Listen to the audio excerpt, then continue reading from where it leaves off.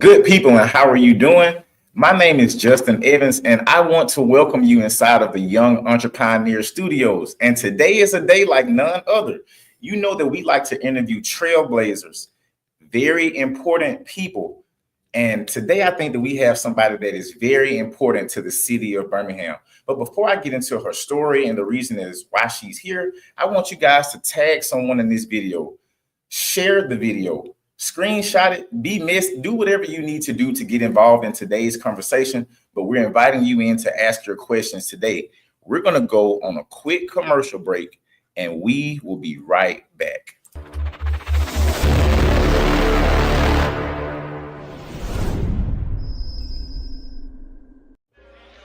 When I think of a city like Birmingham, I'm always drawn to its rich history.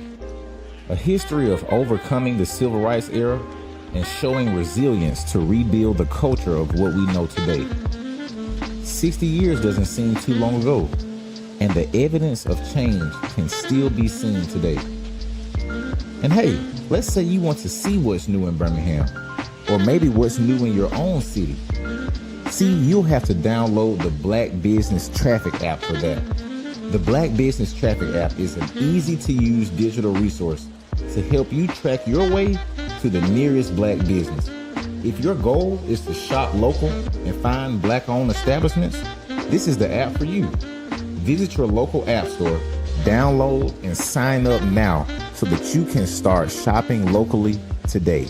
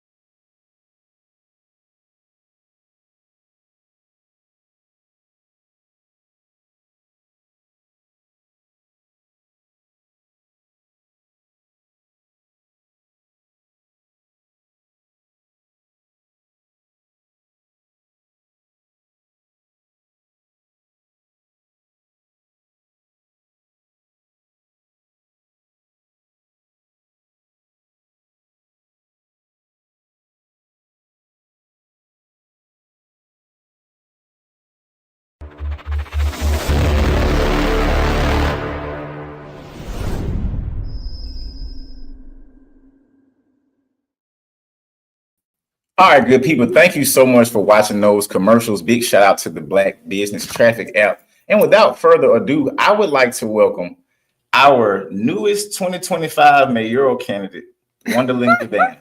Thank you for having me. I don't know about new, but I'm here. Oh, so you ran before? No, I've never run. Okay. Let's be clear. I have never run for mayor. Never run and lost. Never run, period. Now, what are your current titles? You know, what is it that you currently do? I am currently a member of the Alabama House of Representatives.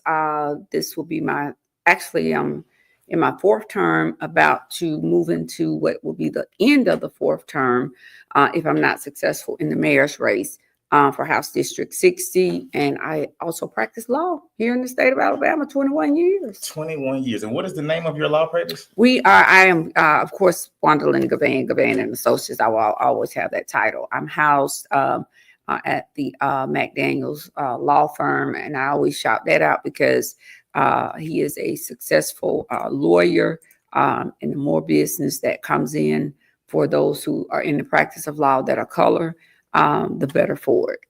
Gotcha. So your name is not the Mean Queen. Oh my God! Listen, first of all, I'm thankful for the meme. Listen, that meme has taken off in ways that I never could have imagined. Right. I think I did a post yesterday and I said, you know, what the enemy or the devil thought was going to be for my bad, right, it has turned out to be one of the best marketing tools that anyone running for an elected office could have. I mean, it's around the world. It's not just in Birmingham anymore. People have been calling from all over the country about this meme. Little girls are now doing what is now called the Givan pop with the neck. And so it is turning out to be something. As a matter of fact, I just got a message last night, and then it came in before I came on with you, that someone wants to look at doing a doll, a DOLL, off of the Givan Wow. pop. Look at what you guys. Look at what negativity. And that's why I always say, sometimes you're thinking you're shading someone or you're dragging someone, but when you're someone such as me, I'm anointed. God has anointed my life, and I have favor. And when you have an extraordinary portion of favor, no one can take that from you, whether you like them, don't like them, agree with them or not. That means I'm always covered. So when my enemy comes against me, I am covered. I want to talk about how you've always been covered. I want to take us back to the beginning of your journey, because a lot of people, they want to know who you are exactly, and who are we exactly voting for. And so talk to me about, the beginning of your law journey. Where did you go to college? How do we get to where we are now? Before I do that, let me make one edit. I want to say to you, every time I get a chance to come and I sit down with people such as yourself, young, Black, gifted, entrepreneur who's trying to just simply be your own man, be your own boss, but also trying to bring someone else up. It makes me proud. We may not always agree philosophically or even politically, but I always want to lift Black men up. Thank you. That's important. And I think I was somewhere with you the other day and I said those same things. But with that being said, thank you again. It's no problem. Thank you, and God bless you. But for me, it's interesting when people say to me, we don't know you. And I'm saying, you need to Google me, because if you don't know Juandalynn Givan, it's something wrong with you. Most people know me because of TV, when they finally see me. Oh, it's you. Big glasses, pink lipstick, which is taking on a whole different connotation and thing of its own. I am a Miles College graduate. HBCU, go HBCU. Go I am a graduate of the Miles School of Law. I am also, again, in the legislature. I'm Leroy and Patricia's daughter. I always say Brendan, Darnell, Derek's sister. I had a dog up until the day that I actually did my kickoff, and he passed away. So that's been very difficult to talk about. But outside of that, listen, I started a career path with the city of Birmingham, actually in 1990. I worked on the back of the brush truck. I started because I had just finished law school, a Miss Miles College. Imagine all of my friends going on to work in corporate America, places such as UPS, all of these big companies. They were all traveling abroad. And I decided, listen, I've got to hunker down. I'm going to law school, but I need a job. And so doing so, I just so happened one of my dear friends now and colleagues was the department head over street and sanitation.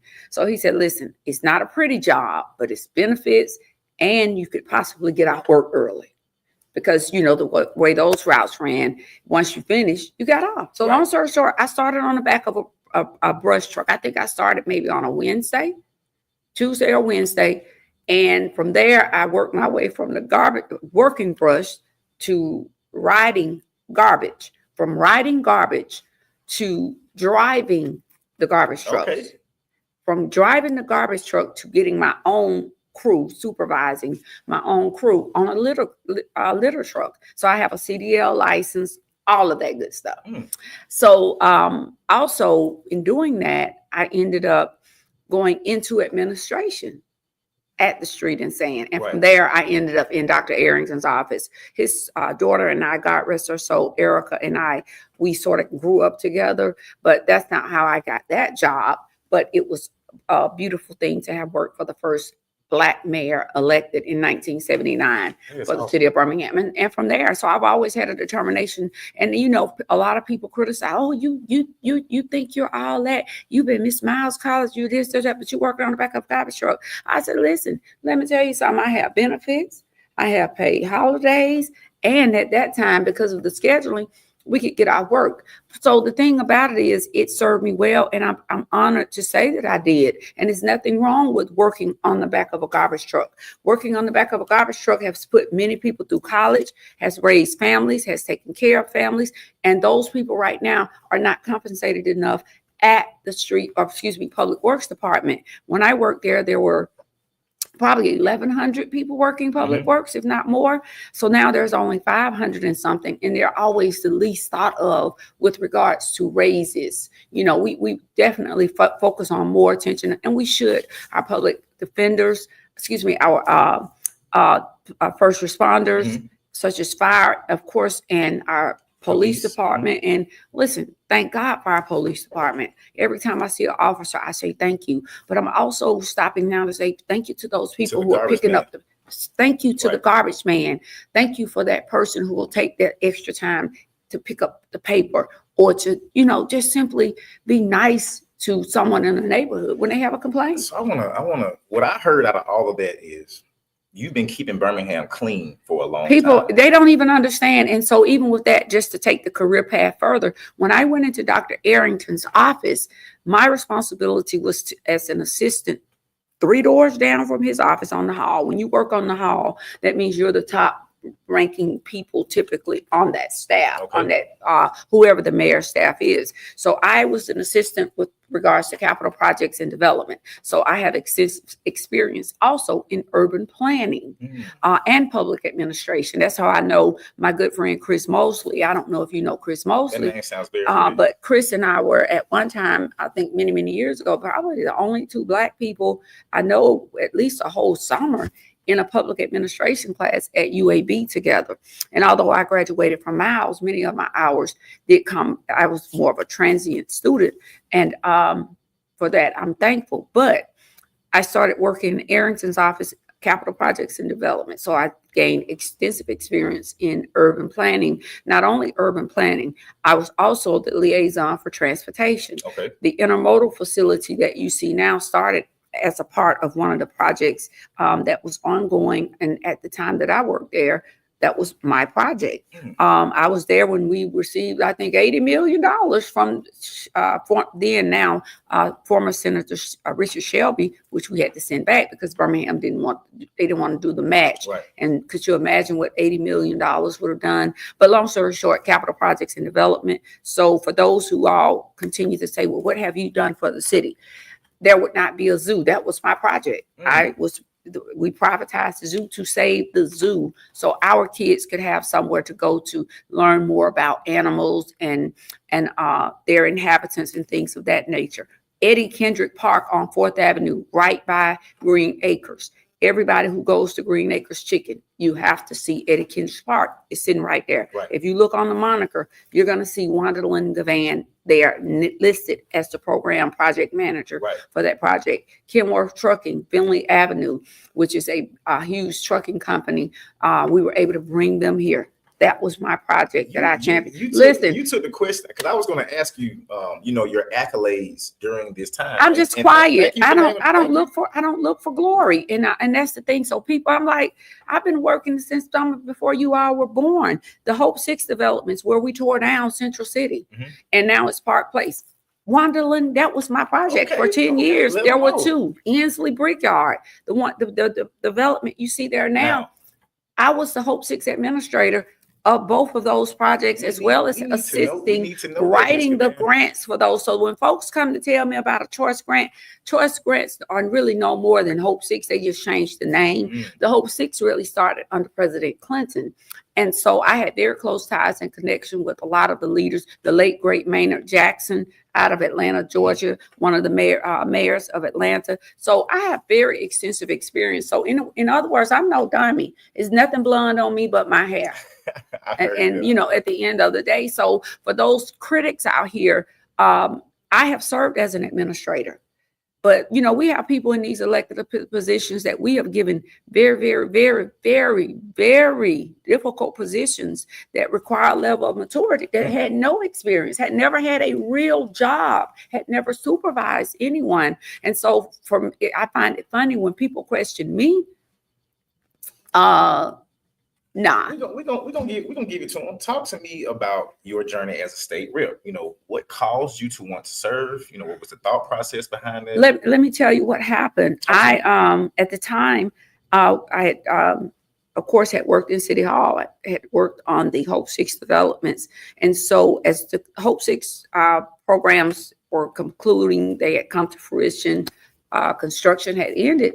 A position came open that was held by, I never call a person's name. So this particular person who had been in the legislature come from a pretty well-to-do family. And so they were running for Congress. Mm-hmm. And so as a result, the seat was going to be vacated. And so I put my name in the hat only to put my name in the hat. And this person's cousin, who had already been a legislator for that seat, decided to re-up and run for that seat. So I'm running against a former legislator. At that time, I can call this person's name because God rest her soul, she's no longer here. Sharon, who was over the sickle cell at the time, foundation, Sharon Lewis, she was over the sickle cell foundation. One of my colleagues, Ralph Mays, also ran, and one other person, and I definitely will not call his name. And so I was, although I had worked in politics, been working on campaigns forever, I was the one that everybody discounted me. Everybody discounted me. And in doing so, when I ended up running, it was so crazy because I ended up, but for a couple of hundred votes, I wouldn't have even had a runoff. We just worked. I know the political process. Right. It's just, I mean, I know what you all see now, engage. You know, it may be the new age, which you all see. The digital and the social world. Y'all are in a whole different world.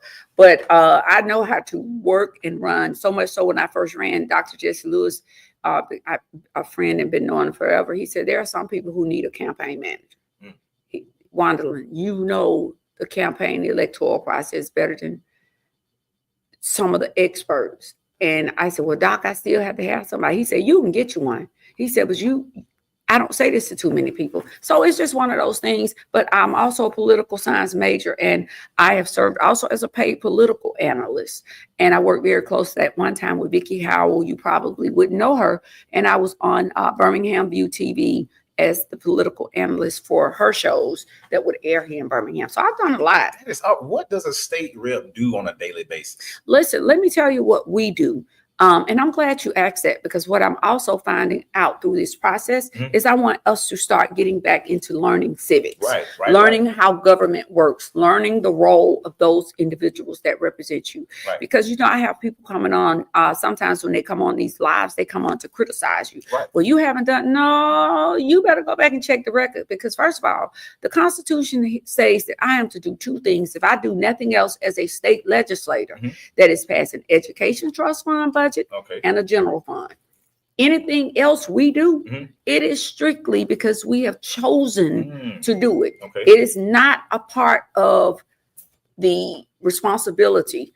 The only other exception is it doesn't say we have to pass laws. It empowers us to be the only people as a legislator to be able to pass laws. Gotcha. So if I don't go to Montgomery and pass one law, it's okay. Right. But if you tell me, well, you haven't done, because listen, I'm down in Montgomery fighting for freedoms. Right. Fighting for freedoms that when people are at home sleep, we're in a super minority. That means the Republicans have a quadruple level of power over us. So we're in these corridors where they are trying to strip everything away from us as a people. We're in these rooms where we're basically negotiating, we're fighting. And let me say this about my role as a legislator. I know y'all have been hearing a lot about these Glock switches and the fact that we passed that legislation. Let me tell you what this legislator that people have said, okay, she doesn't do anything. Because of all of the mass killings last year, I was just fed up. I had already been preaching, but I had also been begging for 7 or 8 years, speaking to the administration. Listen, we have a problem. The morale at the police department is very, very low. The officers are leaving in droves. You're now down, going into a second term, you're going down now into roughly 850. So by the end of that 2021, 2022, you're now down to 7 something, almost 6 something. You get into 2023, 2024. By the time 2024 hits, Birmingham only has about somewhere between 300 and something, maybe 400 officers, which is yes, these are things that people don't want you to know and they get upset about. But listen, I was preaching long before I started really pouncing on TV. Why? Because I knew and I saw myself and one of my colleagues who had been a former deputy assistant chief. We were both begging, pleading. And I want to clear one thing up since I did touch on that, and I'll tie it back in. Okay. I think a comment was taken out of context one day. It was taken off of AL.com, and Greg Garrison, the reporter, he did go back in and change it because good job, Greg. He did it because what he did was I had been done an interview on WBRC. This comment I made had been made since May of last year. Mm-hmm. So this was September, and the comment always was in the context of a meeting that Sheriff Petway had called because the killings had just skyrocketed. Right. He called myself and other legislators as well as the chief at the time, Thurman, in, and he said to us, listen, if anything catastrophic, and I want to get this out only because someone made mention of it the other day, if anything catastrophic happens in Birmingham, what are we going to do with regards to crime? Mm-hmm. Because we will not be able to stop it because it's so out of hand. I don't have enough deputies. He even referenced the storm of 2011, catastrophic. Right. So for us as legislators, we all sat there and we said, listen, it would be no different than what we did in April 2011. Mm-hmm. We would never leave Birmingham where we did not have any backup. So in 2011, I had to call in the National Guard. I had to call in the National Guard, and because there was so much looting in Pratt. So I wanted to say that because someone mentioned it. So that's how I'm trying to tie all of it in. But with regards to what do I do, those are the things that we do. Not saying Birmingham needed the National Guard. It was asked if and only if something happens. So what do? We do things like that. In case of emergencies, we're fighting issues such as protections and issues dealing with DHR, our school systems. We're the people who put the money. We govern truly over the city of Birmingham and any municipality. That is one reason why the legislators could go in and make the modifications with the Waterworks board, because the city is an offset to the state. Right. So anything that is municipal or public, you do not have all power. And that's why I want people to understand that role. But why am I running for mayor? I'm running for mayor because I'm tired of seeing these communities look like this. I'm tired of seeing Birmingham continue to crumble, to continue to deteriorate. I'm tired of, with the exception pretty much of 3 neighborhoods, what about all 99? And somebody came up to me and said, well, it takes time. No, it's been enough time. Mm-hmm. How long do we go? You gotta put a Band-Aid, or you gotta put some kind of suture or something on a wound. Let me slow you down because we're gonna get into all of that, but I got 2 questions before we move on. Let's go. State rep. I want to know, what are some of your biggest wins and accomplishments as a state rep? Wow, somebody asked me that Saturday, and a couple of them I had forgotten about. Because the people will want to know, if you hold a position, they're going to, Justin, what did you win? Just let us know. Listen, I have passed more legislation than anyone currently that sits as a Democrat. Mm. So when someone says that I haven't done anything, no, you better go back and check yourself. Okay. Because I have done a whole lot, and that is amazing. Throughout any legislature in the country to be in office, and people think 4 terms, that's not really it's a lot, but it's not a lot. But the thing about it, passing legislation is very difficult. Mm-hmm. You have to be able to have a skill set in which you're able to maneuver, negotiate, because let me tell you what happens. Everybody thinks that you just put a bill out there. Mm-mm. You may think something is a simple bill. Oh, no. I've seen a bill come in 2 pages, come back down. When it comes back down from the other chamber, it may be a 30-something page, right? Because everybody's interest. And you have to remember, we live in a democracy and everybody thinks differently. So for me, several pieces of legislation. One, I was able to get legislation passed for the city of Brookside that has now gone national. Yeah, And I I'm heard very about proud. that. I'm very proud of that. Anytime that the Department of Justice, as well as other states, recognize your work. And I was also from the NCSL, one of the organizations that partners with the National Caucus of State Legislators. I was named Legislator of the Year for my work. That's a girl who some have said I do nothing and I don't make a difference. But at the end of the day, I was very proud of that. I wasn't even expecting it, but it was now they're trying to use that legislation throughout the world, throughout the country, rather, as model legislation. And who would have ever thought it? We were trying to stop the bleed from the illegal ticket trap that was going on in Brookside. Right. And so myself and Senator Gudger partnered, and I was able to get it done because at that time the lieutenant governor was involved, because people were literally being thrown out of their cars. They were taking their cars. People were losing their houses because of forfeiture. They had a lot of folks ended up with trumped up charges. It was terrible. So we passed legislation that says that a municipality can only receive no more than 10% over whatever that amount they bring in for tickets and things of that nature, because you have people building Brookside was people building their municipalities out there. Professional for a second, they were running it up. They were listen. I've never seen, but it's all over. When Georgia reaches out to us, these people sent. I thought I was just going to do an interview a few weeks back.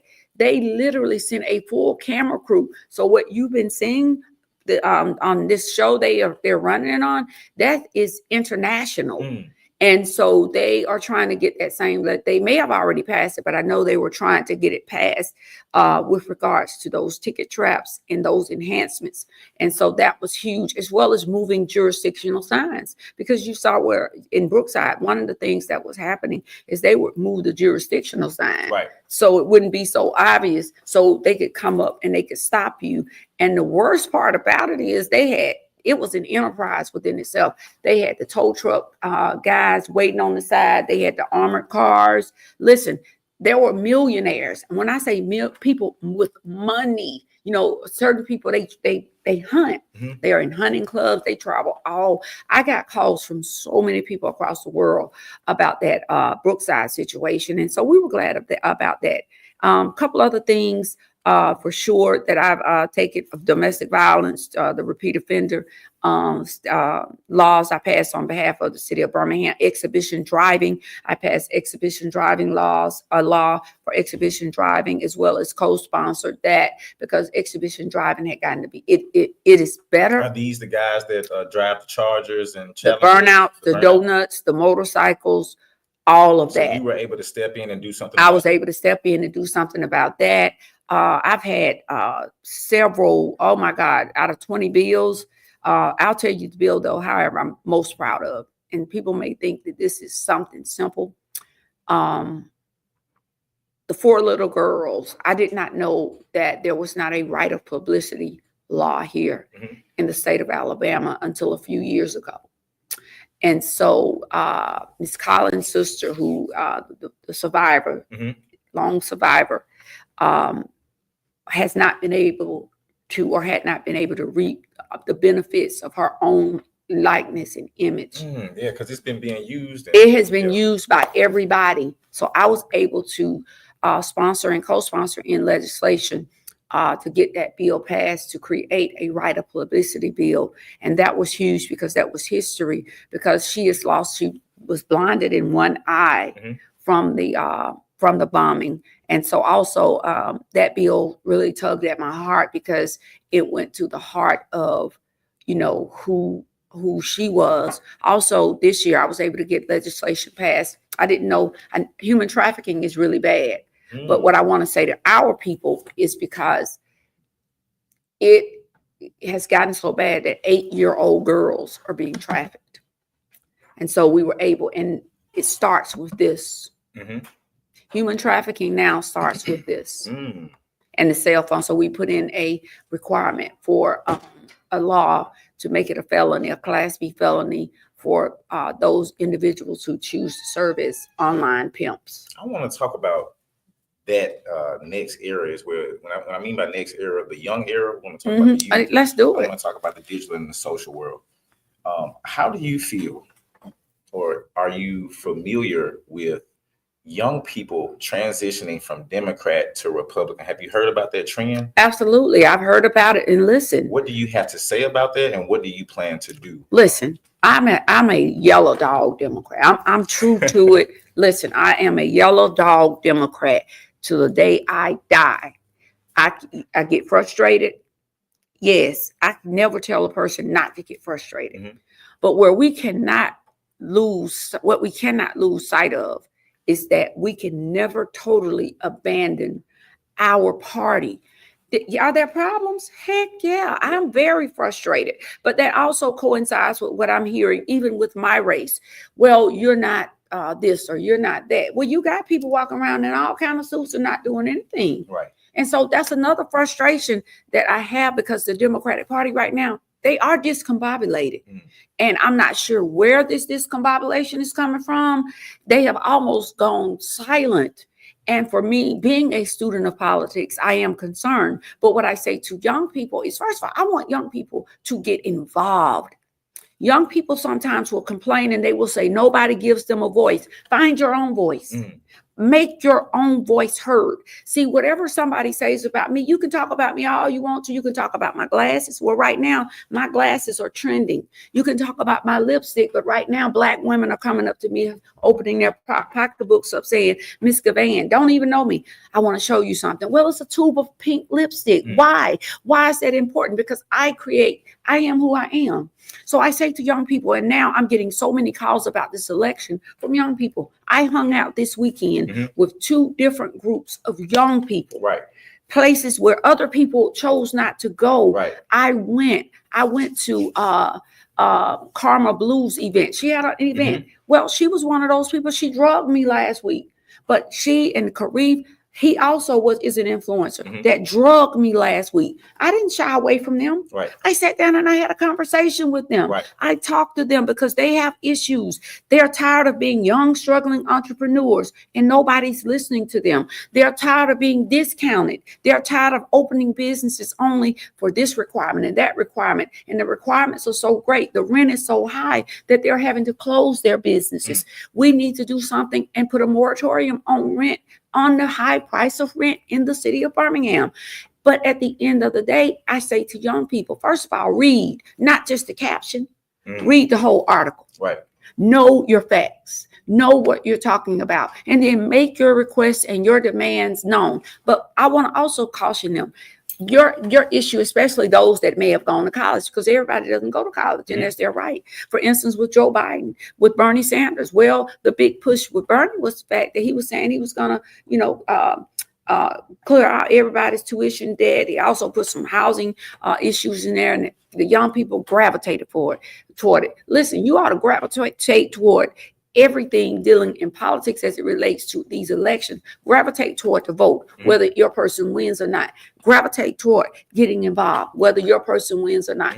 Gravitate on being a part of the solution, because I see you, I hear you, I'm going to talk to you. I don't care if you talk about my eyelashes. I'm going to talk to you. I don't care if you talk about the way I look. I'm going to talk to you. Right. Because I want to hear what you have to say, but you have to put yourself in a position that you become an advocate for yourself. Now, if you choose to go, I'm not going to tell someone not to go somewhere, because I believe in democracy and I believe that people have to make their decision. But I think it's an eye opener for the Democratic Party. I think it's an eye opener for Hakeem Jeffries. I think it is an eye opener for those that serve in these national Democratic Party positions, because my thing is, I don't sit down at the table, not even on my campaign now, and I'm not sitting down with someone.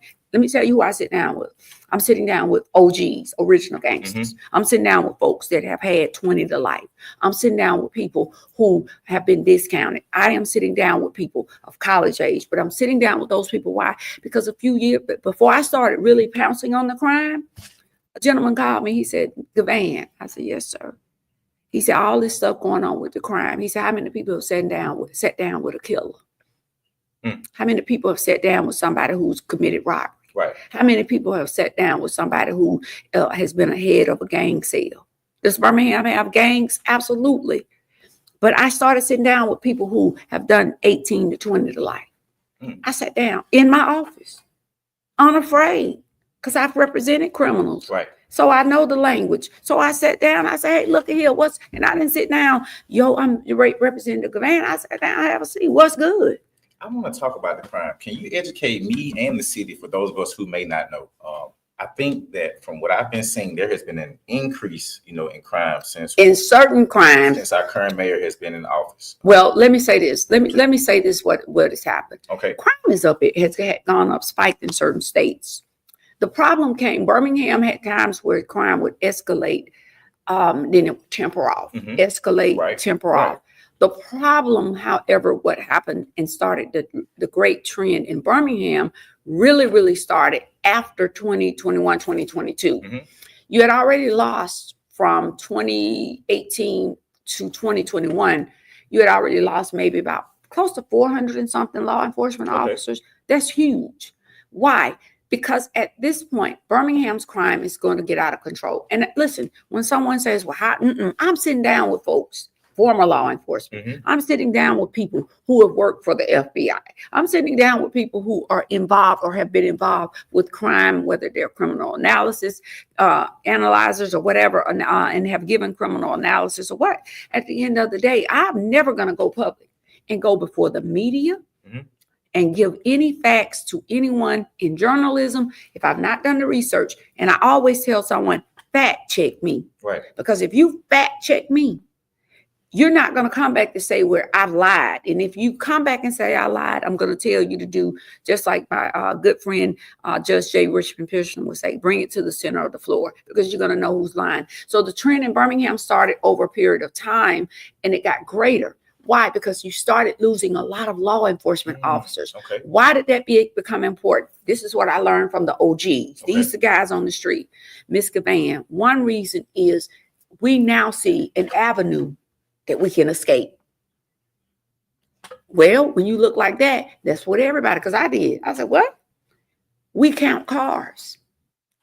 We see where now in the neighborhoods, we may go a whole day and there's no police. Come back. We see in the neighborhood where no cars, whatever. We have on the west side, the streets are really dormant. There's more vacancies per house or land mass, where you may have two houses and you go a whole row and there's a house on the end and the street is dark. So when people say the west side is so deadly or dangerous, no, the west side is more dormant in certain areas. So that's why when you see people committing these crimes and they can't get them, well, they know the likelihood of being, this is what the people who have committed crimes said to me. They know the likelihood at that point had gotten to where nobody was going to catch you. So what do we do to change this? Because you said that this is going to get out of hand. This is what I said for almost 8 years. I'm calling. What can we do to make a change? Well, let me tell you what we can do. We got to, community policing never fails. I agree. But we have got to incentivize. We've got to re-incentivize the neighborhoods, but we must also, a couple of things. You got to get more technology. The Birmingham is starting to implement more more cameras. They have the shot spotters. But listen, I've talked with the people in the neighborhood. Now it's just like the shot spotters are a thing of the past, because listen, you're dealing with the criminal mind. And just as the criminal, I think that the former chief prior to Thurman said this, when crime would drop, he didn't brag. He didn't brag to the community. Why? And he would caution his officers about bragging. Why? Because it's only a minute. Criminals are now recalibrating. They are recalibrating. Why? We passed the Glock bill. And I wanted to just touch on that. There would not have been a Glock bill, a switch bill, right, if it not for Juandalynn Givan. Listen, let me tell you why. I went to the speaker, although Ensler had tried to get the bill out. The killing in Birmingham started a conversation amongst corporate Alabama, corporations across the world, people who thought they wanted to come to Alabama, because I don't care where you go in Alabama, somebody's going to know Birmingham. Right. Well, the speaker started receiving calls. So I was like, listen, the crime, even Paul DeMarco, who was one of my former colleagues on the opposite side of the aisle, reached out. He was like, Juandalynn, you're going to have to try to press the governor for a special session. That was after the second mass killing. So you know if a Republican is calling after the second mass killing, now that was before it got to the South Side, it's bad.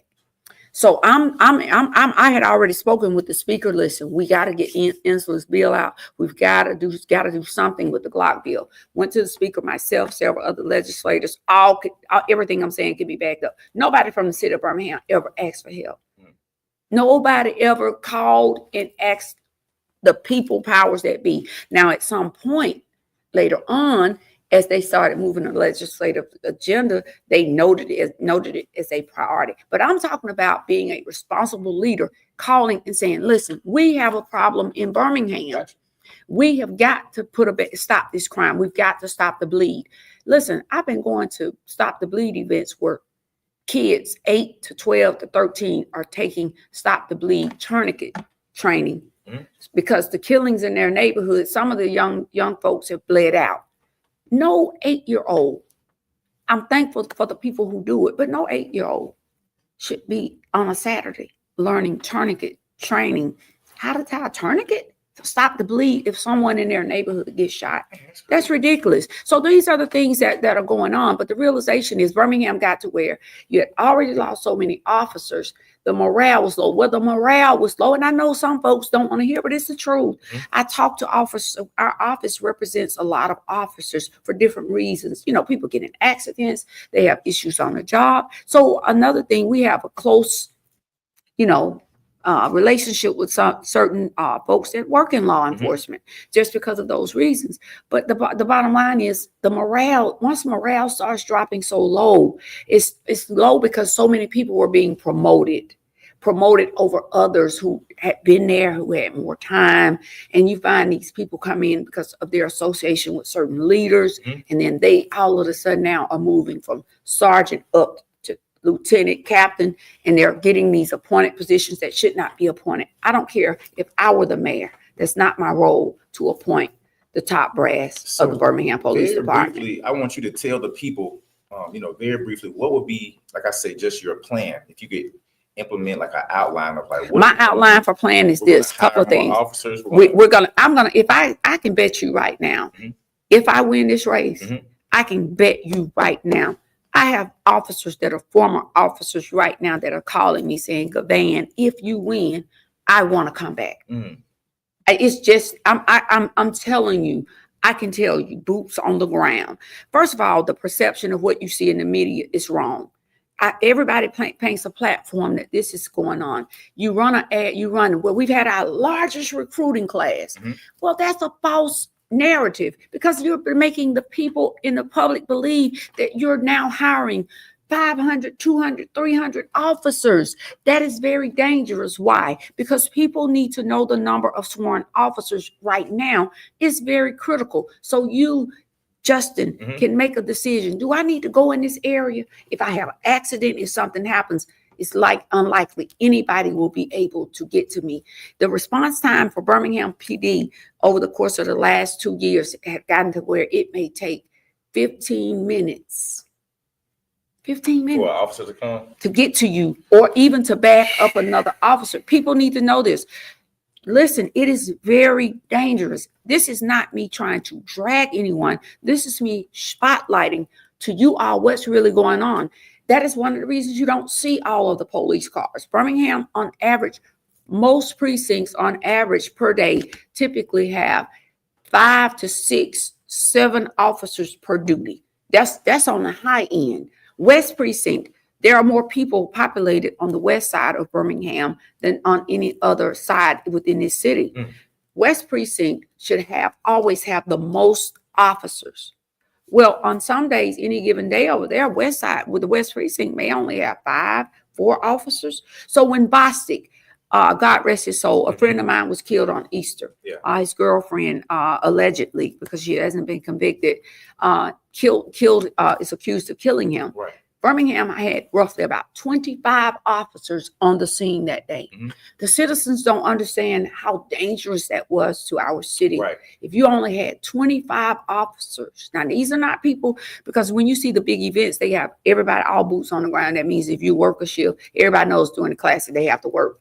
So that means only the people working those shifts were there at that moment. Listen, you had 25 officers, whereas you probably only maybe had 30, maybe 35. I know if there was not 40 working that day. Everybody is dispatched to the scene of that crime. Do you realize how dangerous that was? I've been in situations like that. And listen, right now I have a lot of officers now. Listen, wait, you had what situation? No, I'm laughing. The high school me. We went to a party. 20 officers showed up, and then we left the party literally speeding down the road because we knew no officers were like nobody. They got to all be at the. You got to be, they got to all be there because and that's what I'm telling people. So I'm not, again, I listen, running for office is not a rite of passage. And I know there are some that are associated with this person. And the first thing people certain folks say, well, it was bad when such and such was there. It was bad. It may have been bad, but they're no longer there. We can only go right now about what we're dealing with within the here and now, because people last year, 150 plus people were killed, the highest since 1930 in the city of Birmingham. Since the last 8 years, you've now had roughly, give or take, 1,000 people who have died to senseless killing and gun violence. Listen, make it make sense. This is, and so folks can say, well, whoever the mayor is, and again, I'm generalizing, they can't stop. Well, they may not, but you have the responsibility to figure out a plan to help bring this thing down. And if I'm not mistaken, some years ago, there was a debate and somebody said, if crime is high, blame the mayor. So that standard is for that mayor, for the person that they were running against, and not for them. Make it make sense. So at the end of the day, people have to, and that's why I say we need to go back and look at these history books, and and stop all the vitriol and hate, because I'm stepping up and I'm talking about these issues. I'm trying to help y'all. I have people calling me now saying, "Thank you, Miss Givan." Listen, the killing of the 4 boys in February, I knew those boys. I drive past there almost every day, and I look over there. I used to put my political signs there. They were best friends for life. They died together. Nobody said a word about those 4 boys. The 4 people killed in North Birmingham. Nobody said a word. And just so happened, my niece, one of her childhood girlfriends, and her brother were going to that party. Now, these are kids that I've grown up with, and my goddaughter was going to go. But her mother called her and said, "Hey, listen, Morgan, I don't know what I feel, but Mama don't ever call you and tell you not to go somewhere." She said, "But I don't know. I don't want you to go to the party." She said, "I just feel like," and an excellent, great family. You know how young folks do. She and Monique and Morgan bantered back and forth. Meanwhile, my niece and the 2 other individuals I mentioned, they were en route, but one of them is in the reserve, was running late from going to Montgomery. Little Brian, I can call his name. He made it there. My niece made a beeline. You young, you get a call. I might make it or not, but I'm coming. So she didn't get in the building. Little Brian did. He got in there and he wasn't in that place a minute. Shots fired everywhere. Here this young man standing there. Had never seen anybody dead other than probably just going to a funeral. 3 dead bodies dropped in front of him. Blood spatters all over his face. The gunshot stopped. Of course, everybody running. He ran, walked out the door. He running, stepping over the 4th body. By the time he got to his mother, he's bloodied. He's in PTSD trauma treatment now. So that's how critical, but nobody said anything. So people need to understand the severity. And like I said, I'm not even with the chief. I didn't criticize the chief. I started my comments and I stand by them. I have the utmost of respect for him. I've known of him for some time. He's always been very courteous of me. I don't have a problem with that. But I have to also be responsible in saying to those who, when he first was selected, the comments, well, he's fine. And that's fine. He is a good looking man. You're a very good looking man. I know a lot of good looking men. But as I spoke with the mother last night who lost her daughter in 2022, and she can't even get a call back from homicide. And the mother I spoke with last week, same thing. The mother I spoke with the week before, and nobody's calling them back. Listen, every mother thinks their child is good looking. Right. Make it make sense. Every mother thinks their child is fine. That mother who has had to look at their child in a casket and yelling, "That's my child, that's my baby." Every neighborhood has a Ray Ray, a Pookie, a May May. I'm now trying to humanize your listeners because everybody has somebody Kiki and I'm Lily in my neighborhood. So I'm saying this to say everybody loves their children or their grandchildren or their cousins. This isn't about likes and looks. This is about standing on business and the business of protecting our citizens and protecting the oath that says a duty to protect and serve. That is what I care about. I don't care if it's my brother. It could be my mama. At the end of the day, all I want to do is stop the killing. But you touched on something, if you would allow me, the crime. Well, you're hearing these stories that, oh, Birmingham is arresting this person and they're fine. Well, let me do this because I want to be fair to Sheriff Mark Petway. I want to be fair to those individuals that I have or I know that work for our FBI. I want to be fair to those that I know that work for other levels of law enforcement who are the ones that are solving these crimes.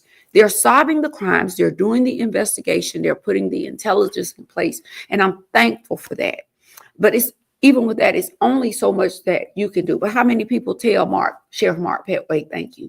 Because if it were not for their intelligence, their drones, their helicopters, the city of Birmingham doesn't have a helicopter unless they bought one this morning. These are the people who are finding, who are solving these crimes. And once they get the intel, they then transfer the information to Birmingham PD, and Birmingham PD goes to pick them up. So there's a false narrative again, because you're now having to deal with now these folks saying, well, nobody has solved my baby's crime.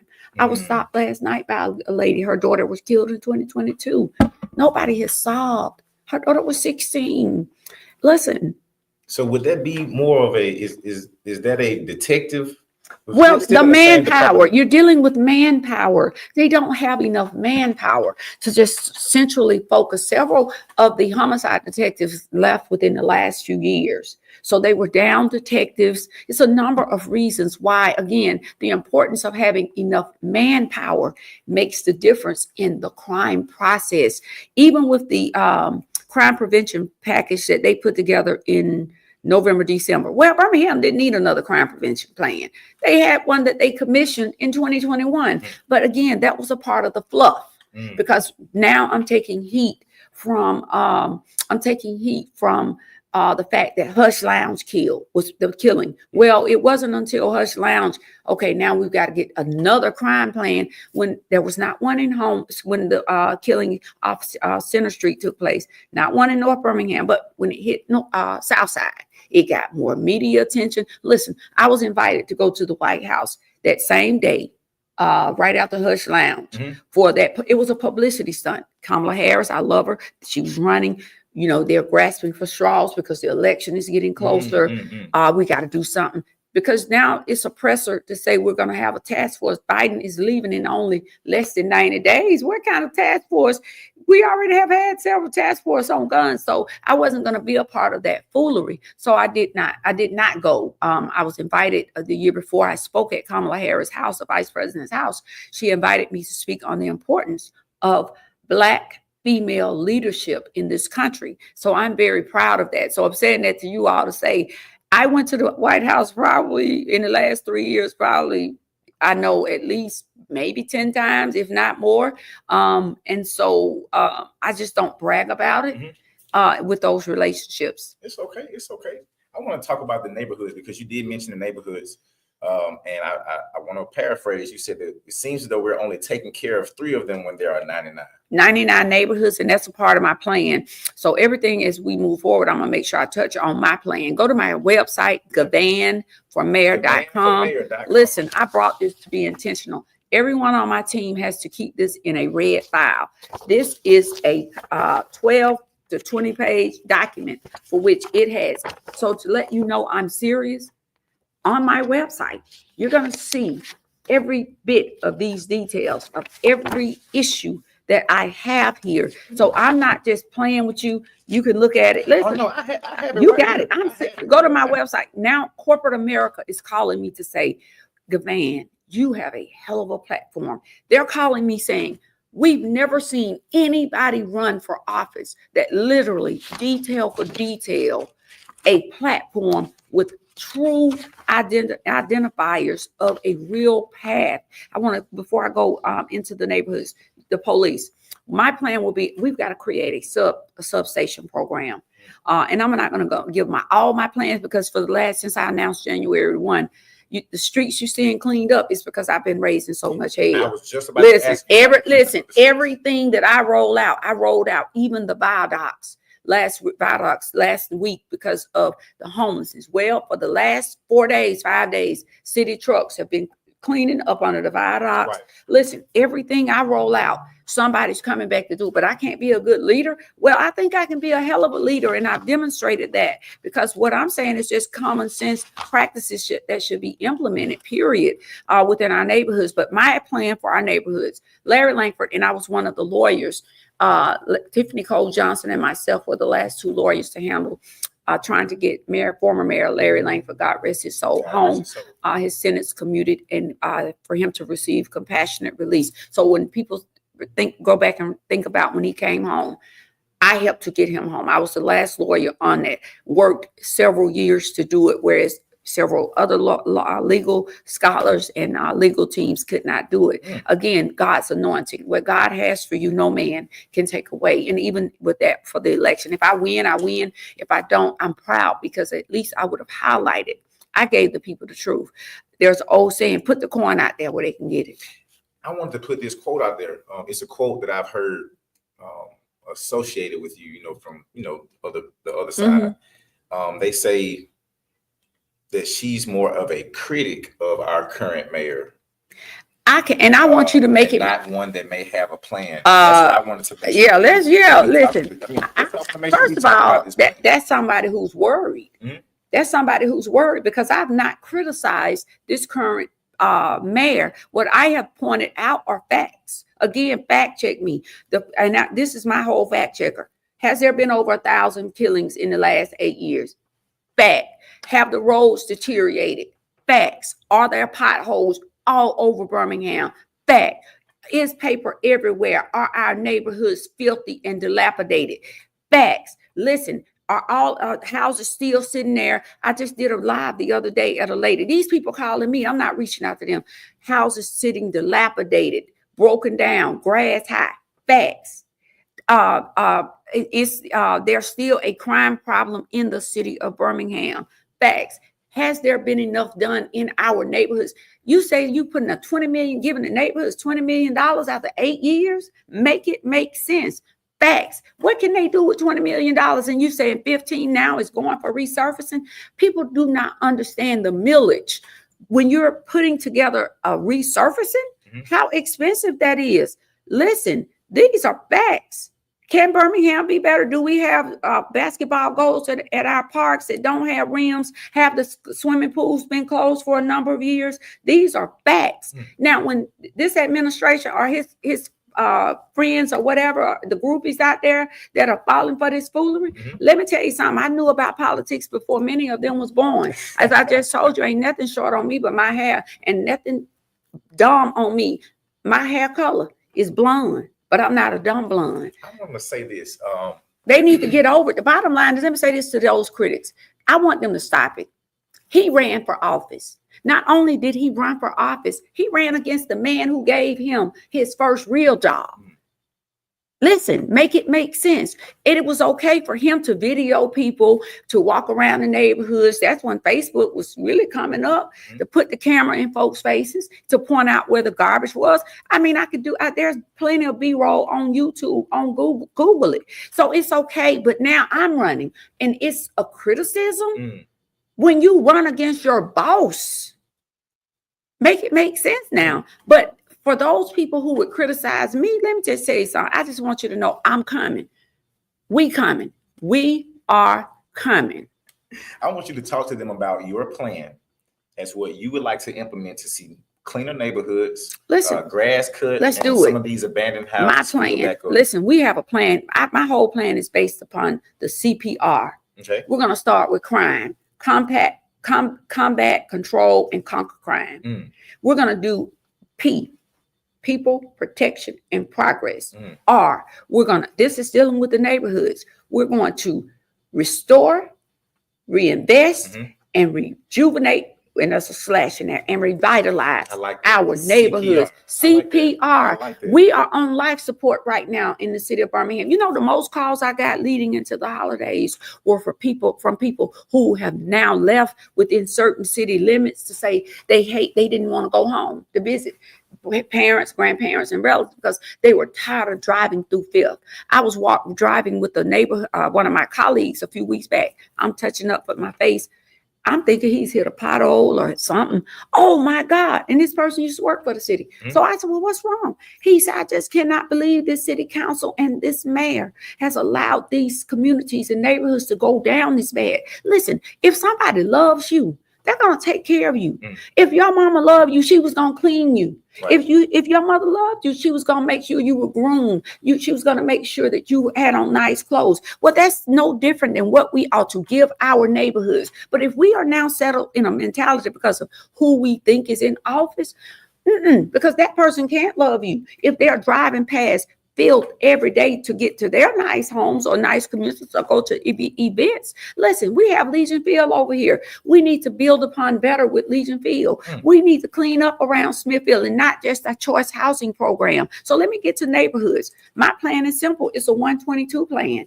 The 122, there's 23 neighborhoods. Communities rather. Birmingham has 23 communities, 99 neighborhoods. Gotcha. That's 122. Larry Langford did 23 for 23. The first 23 days, he was going to clean these communities. Listen, I'm taking it a step further. 122 days, I am going to do a program. We're going to do Operation 122, and we're going to clean this city up. Listen, Birmingham is filthy now because they do not have enough people working at the Public Works Department. Birmingham has 196,000 people here. You cannot have an area that's this heavily populated urban and not have boots on the ground. I want to ask 500 employees at Public Works. How do you think you're going to be able to keep this city clean? So you privatize the garbage. That's not good enough. So whereas people were getting service twice a week, they're now getting it once a week. Right. People are putting trash in their cars. That is why now you're seeing such an influx of rats and mice. If my phone, if I could just, I wish I could have pulled it up. When I did the story in Collegeville the other day, people were mailing me mice all over the place. A lady I ran into about a month or so ago in West End, she said, Ms. Givan, these mice are now getting out of control. So these are things that I am highlighting, not because I'm just criticizing them, because I'm not thinking about this current administration with regards to my race. When I run my race, I don't worry about my opponents. I run my race and whatever the end is going to do. This is my platform and I'm sticking to it. A hurt dog will holler every time. Make it make sense. Now let's move on. Let me get through I want to finish with my cleaning program and also Operation Clean Sweep. We're going to sweep. That is going to involve fixing the potholes. That's going to involve the resurfacing. But also I want to tie in one other thing, parks and recreation. You know, the biggest calls I get now are about parks and also the swimming pools. Listen, people say our children are bad. No, our children in Birmingham are not bad. They're not. Where are they going to go? You can have a multi-purpose fun center. We need centers in all of these communities. Right. What we're seeing now is that kids are begging for help. They're begging for support. I mentioned basketball courts. You got a basketball goal with no rim, and if it has a rim, some of them don't have nets. I see they've started putting in nets. They haven't restriped the basketball courts. Make it make sense. These are the bare bone minimum that people in neighborhoods are asking for. I want to talk about another works area, which would be the Birmingham Waterworks. I know sometimes I turn on my faucet and, you might have to run it for about 3 to 5 seconds just to make sure, we can get some clear water. As a citizen who may not know, whose responsibility is this? Is this something where our mayor can come in and help out? What is your plan when it comes to bringing back good water within our community? But this is the last thing I'm going to say. I saw the weed over water. And I want to explain it. I want to talk about it because I want to dispel this myth, this lie that some would try to create and permeate in the minds of those that heard me say that. And I want to be clear. The water. Let me give you the backdrop, the backstory. The reason why the water, and I want the people in your listening audience to hear this. Birmingham doesn't have any assets. Not that asset that when you got to come up with $1 million, $100 million or $50 million that they could tap into. No, Birmingham did not own the water, but they control. They transferred the water back several times. Our leaders have used the water when they needed it, like I just said, as to get certain capital programs and things of that nature. The last time was William Bell. The court said that the water had to be transferred back to the water system, which they transferred it back. It was transferred back some years ago. But this is the key to it, and this is what I want to educate the listening audience. Why was the water important? So I know y'all heard folks on the radio, well, we don't own. No, you don't own it. But you were the municipal controlling authority. That means if you needed to tap into the assets, the reason we have 280 is because of the water. Why? Because it was owned by Birmingham. So we could annex them. Birmingham is already the number 4 city in the state, behind Huntsville, Mobile, and Montgomery. What does that mean? We lost population. Don't matter how we lost it. We lost it. I don't care. You can't blame somebody else. Listen, at the end of the day, when the census is taken, you got to put a census plan together so this plan will work, so we can make sure that we capture as many people. They didn't do that. Not a full hardcore press plan. So the water, when the assets were transferred, Birmingham was the majority controlling authority. That is critical because regardless of what you were in, you still could have a level of control. This is an asset you could tap into. Well, April comes, there's a bill that's sponsored in. This bill was similar to a bill sponsored in 2 years ago. And to close it out, when people say, well, you all should, no, when it's, for instance, this is a bill and I have it drawn up. Lawyers draw all of our bills up. We have a whole division. This is my bill. Right. Although I sit next to you, you're my seatmate. Right. Unless I tell you I have a bill, you're not going to know it. Right. They cannot disclose who has a bill. They can't even disclose if they're preparing the same bill for 2 legislators or senators. They can't do it. That's a part of the process. Right. So this bill was originated in the Senate. Robert sponsored it in. But what happened, it was originated on March 28th. I didn't find out about it, and my colleagues in his house didn't find out about it until it was dropped in on the 17th. We wouldn't have known. But there were those in the Senate, as well as the city of Birmingham lobbyists knew. This lobbyist has a very close relationship with leadership. He knew it. Those at because he's also the lobbyist for the county, the city of Birmingham, and Jefferson County. Make it make sense. And I advised the council when we had our beginning legislative quadrennium, at the beginning of the quadrennium, to bring everybody together for the legislative update. I said, well, who's going to be your lobbyist? Right. Oh, we're one Birmingham. We don't need another lobbyist. I said, let me tell you something. You can't serve 2 masters. There's going to be an issue that's come up. And the question is, who are they going to serve? So leadership knew. The leadership knew, but the long story short, the assets. When Birmingham lost control, there has been many changes to the Mayor Council Act over the last few years, but they still controlled it. It was a taking. But believe it or not, you now have some people saying because of the water, the quality, the high rates, that they, they're willing to take their chances, because you have people with $800-900 water bills. Right. That's a lot. A water bill for $900 because there was a system implemented where they brought in new meters. The people who were to read the meters were not properly trained. A lot of those have been let go, but because the problem got so bad and they didn't get ahead of it, it has caused a public outcry from other areas. The reason the legislature was able to come in and take the action that they took was because of the fact that Birmingham serviced more than 5 areas. Mhm. And when you service more than 5 areas, they can come in and make those modifications. So they came in and made a regional board. Why does that matter? Because Birmingham now no longer has the majority control as the municipal authority. So whereas now we need to annex people, Mhm. it's going to be very difficult, because the only reason we were able to annex areas such as the Summit, there would not be a Summit had we not been able, they not been able to be annexed into the city of Birmingham. Spain Park. I know the history. Again, I work. I love. Listen, I love, y'all need to okay, understand we it, need to the know. history, the real history. And so when you don't have anything to barter with, how many people you're gonna see just trying to come into Birmingham right now? You got high crime, although they are making improvements. And I'm kudos out to the Birmingham school system. Dr. Sullivan is doing a phenomenal job trying to bring this school system back up to where it needs to be. You have more schools now that are going from on the A list. WJ Christian was one of them. But long story short, it's very difficult to bring people in without having something to barter with. So the weed over water.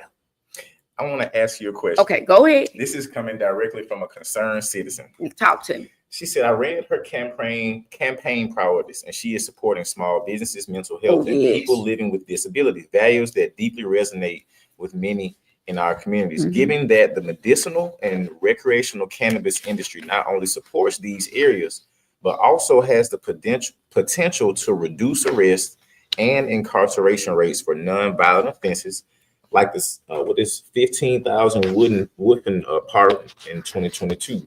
Can she share her position on cannabis legalization and explain why it doesn't appear to be a part of her platform? Also, she said that the median age of Birmingham voters is around 34 years old. How can you reassure us that your leadership won't be rooted in outdated systems or old school thinking, but instead reflects the progressive values and needs of today's Birmingham? Okay. I want them to go back and check the median voting age. That has totally shifted out. You had a push at one time, but let me address that. Let me address the cannabis. Listen, where we are with the medicinal marijuana right now, I strongly supported it. You can check my sound bites. I am for it.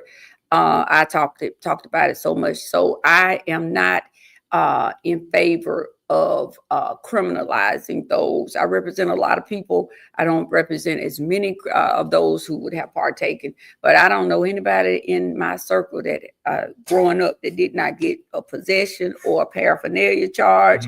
Listen, now I don't partake, but listen, I strongly support it. I think we should have passed it in full. I said that some years ago. I support marijuana being legalized. Listen, everywhere I travel in this country, I can go up in New York. If you've been in New York, Chicago, they have marijuana trucks. I mean, it's a huge industry, and it is a big industry that can draw a lot of money for people. It can be a very profitable industry, as well as what it does to help people when they have certain illnesses, especially those who have seizures, epileptic seizures, things of that nature. So I'm very, very well versed on that. I'm going to continue to push decriminalizing marijuana. I support it. I don't know why, if it's not on my platform, I'm surprised, because one of the persons who is one of my key team people, and maybe because they know my position on it, listen, make it make sense. I can't talk to him unless he lighten one up. You know what I'm saying? So, not telling everybody business, but I support that wholeheartedly. Listen, I'm a round the way girl. I'm that girl that LL Cool J talked about. Gotcha. Sitting on the bus stop, sucking on a lollipop, bamboo earrings. Listen, I'm not going to give you something that I'm not. But I believe in having fun. But anybody knows me knows I don't wear these glasses for a reason. Right. I'm hardcore and I am intentional. And if it's not on there, what I will reassure you is, because that obviously matters, to make sure that it is visible. It'll probably be on there by the time this interview is, but I believe in it, for especially dealing with right now mental health. What was the other part of that? I think she said something about the mental health component. She was just saying that that you cater to making sure that yes, it's huge. It's huge. And let me tell y'all why, and thank you for that. I don't know who asked the question. Her name is Tiffany Hall. Hey Tiffany.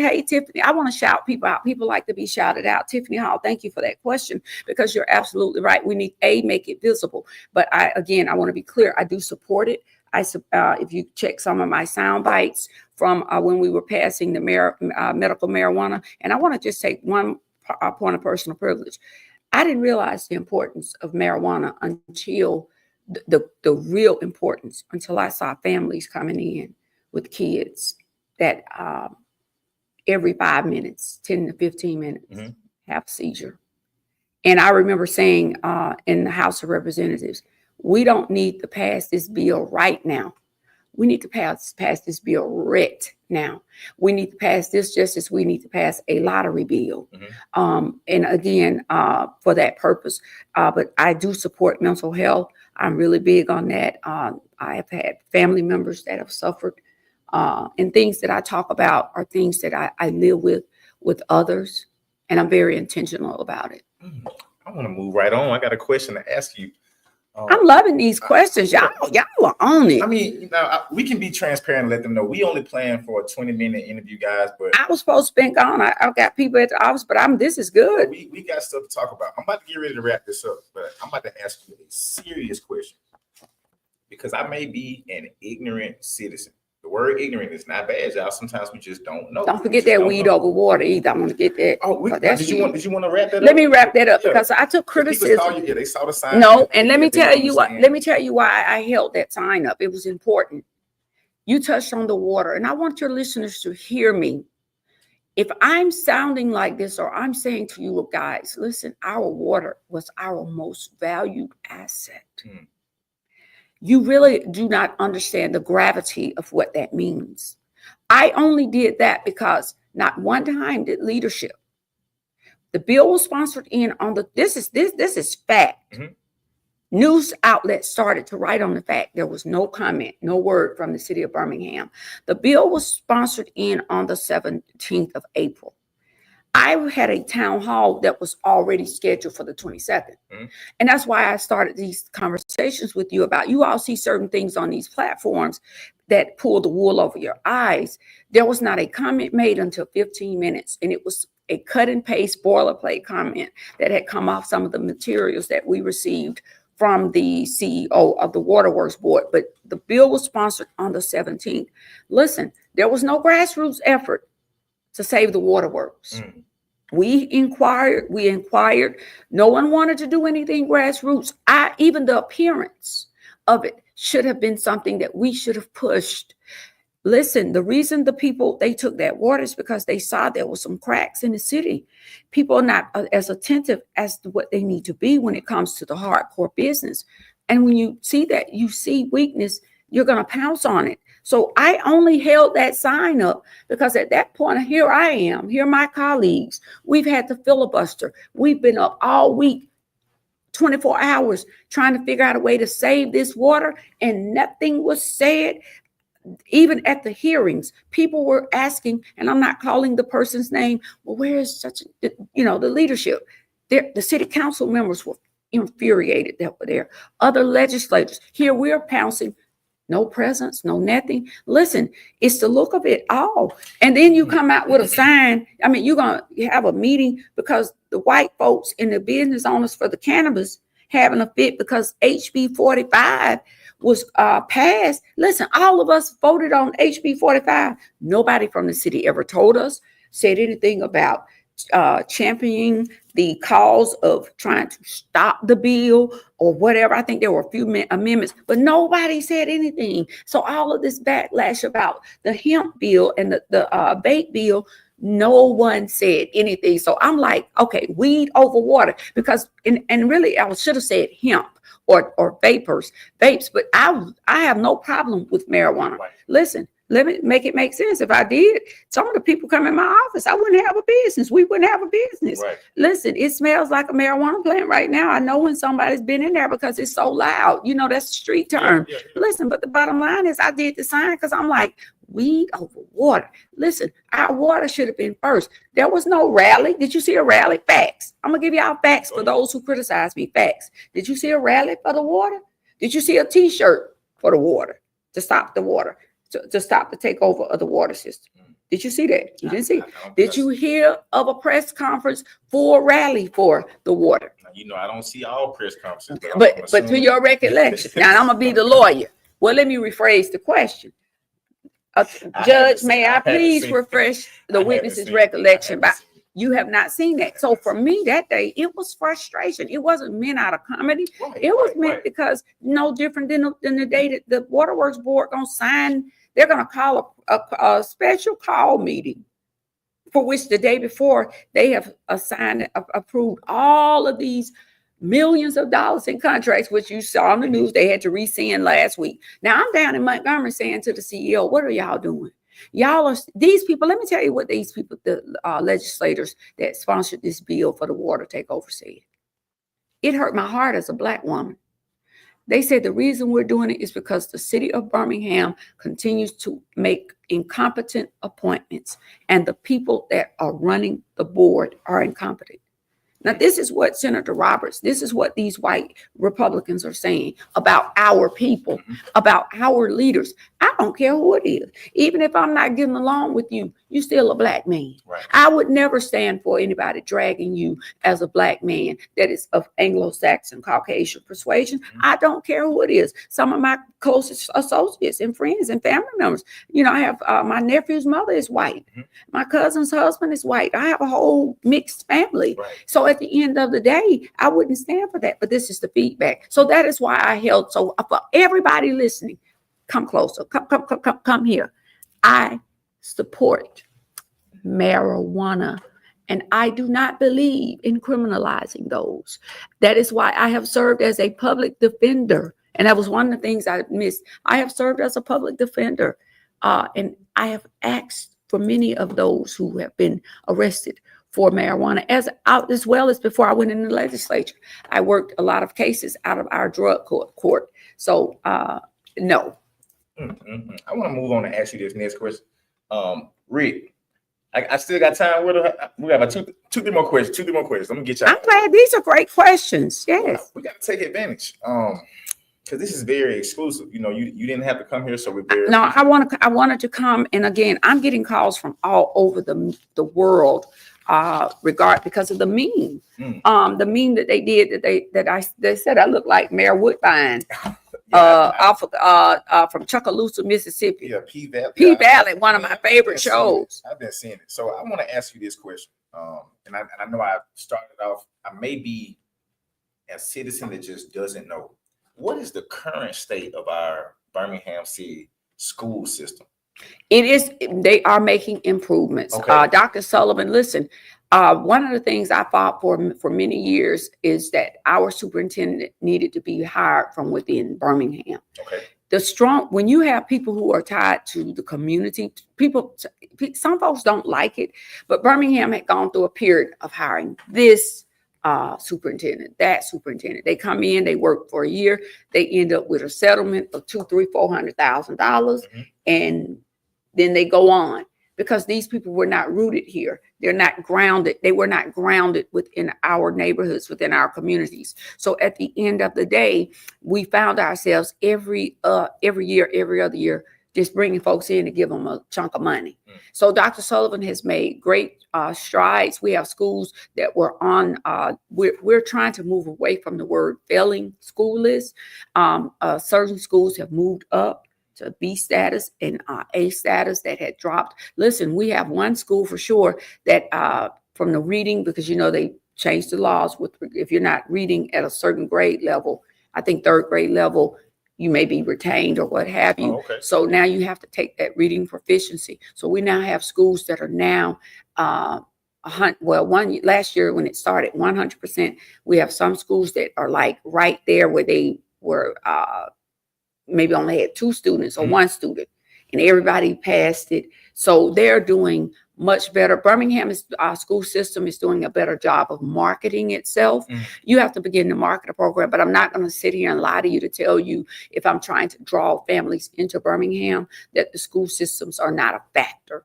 I've spoken with a couple of realtors. I was at a event for the Junior League just a few weeks back. I served on a panel, and a Black realtor stood up and she said, "What am I to do when I'm trying to sell a house? And if I'm trying to show in Birmingham and the first words are no, because, and she said it, and I didn't really want her said it because other races were present, but she said it, and it was a valid question, and I get it. Listen, we've got to grow our city. Birmingham has only had one housing development. It has not had one housing development built in the full development built in the last 8 years. You can't grow a city since Oxmoor. Oxmoor was the last development. And, you know, part of Oxmoor is also in the cutoff, the Oxmoor Valley community. So the realization you cannot grow a city unless you're bringing in housing, and I want to say this with regards to housing, not just housing. We have got not just affordable housing.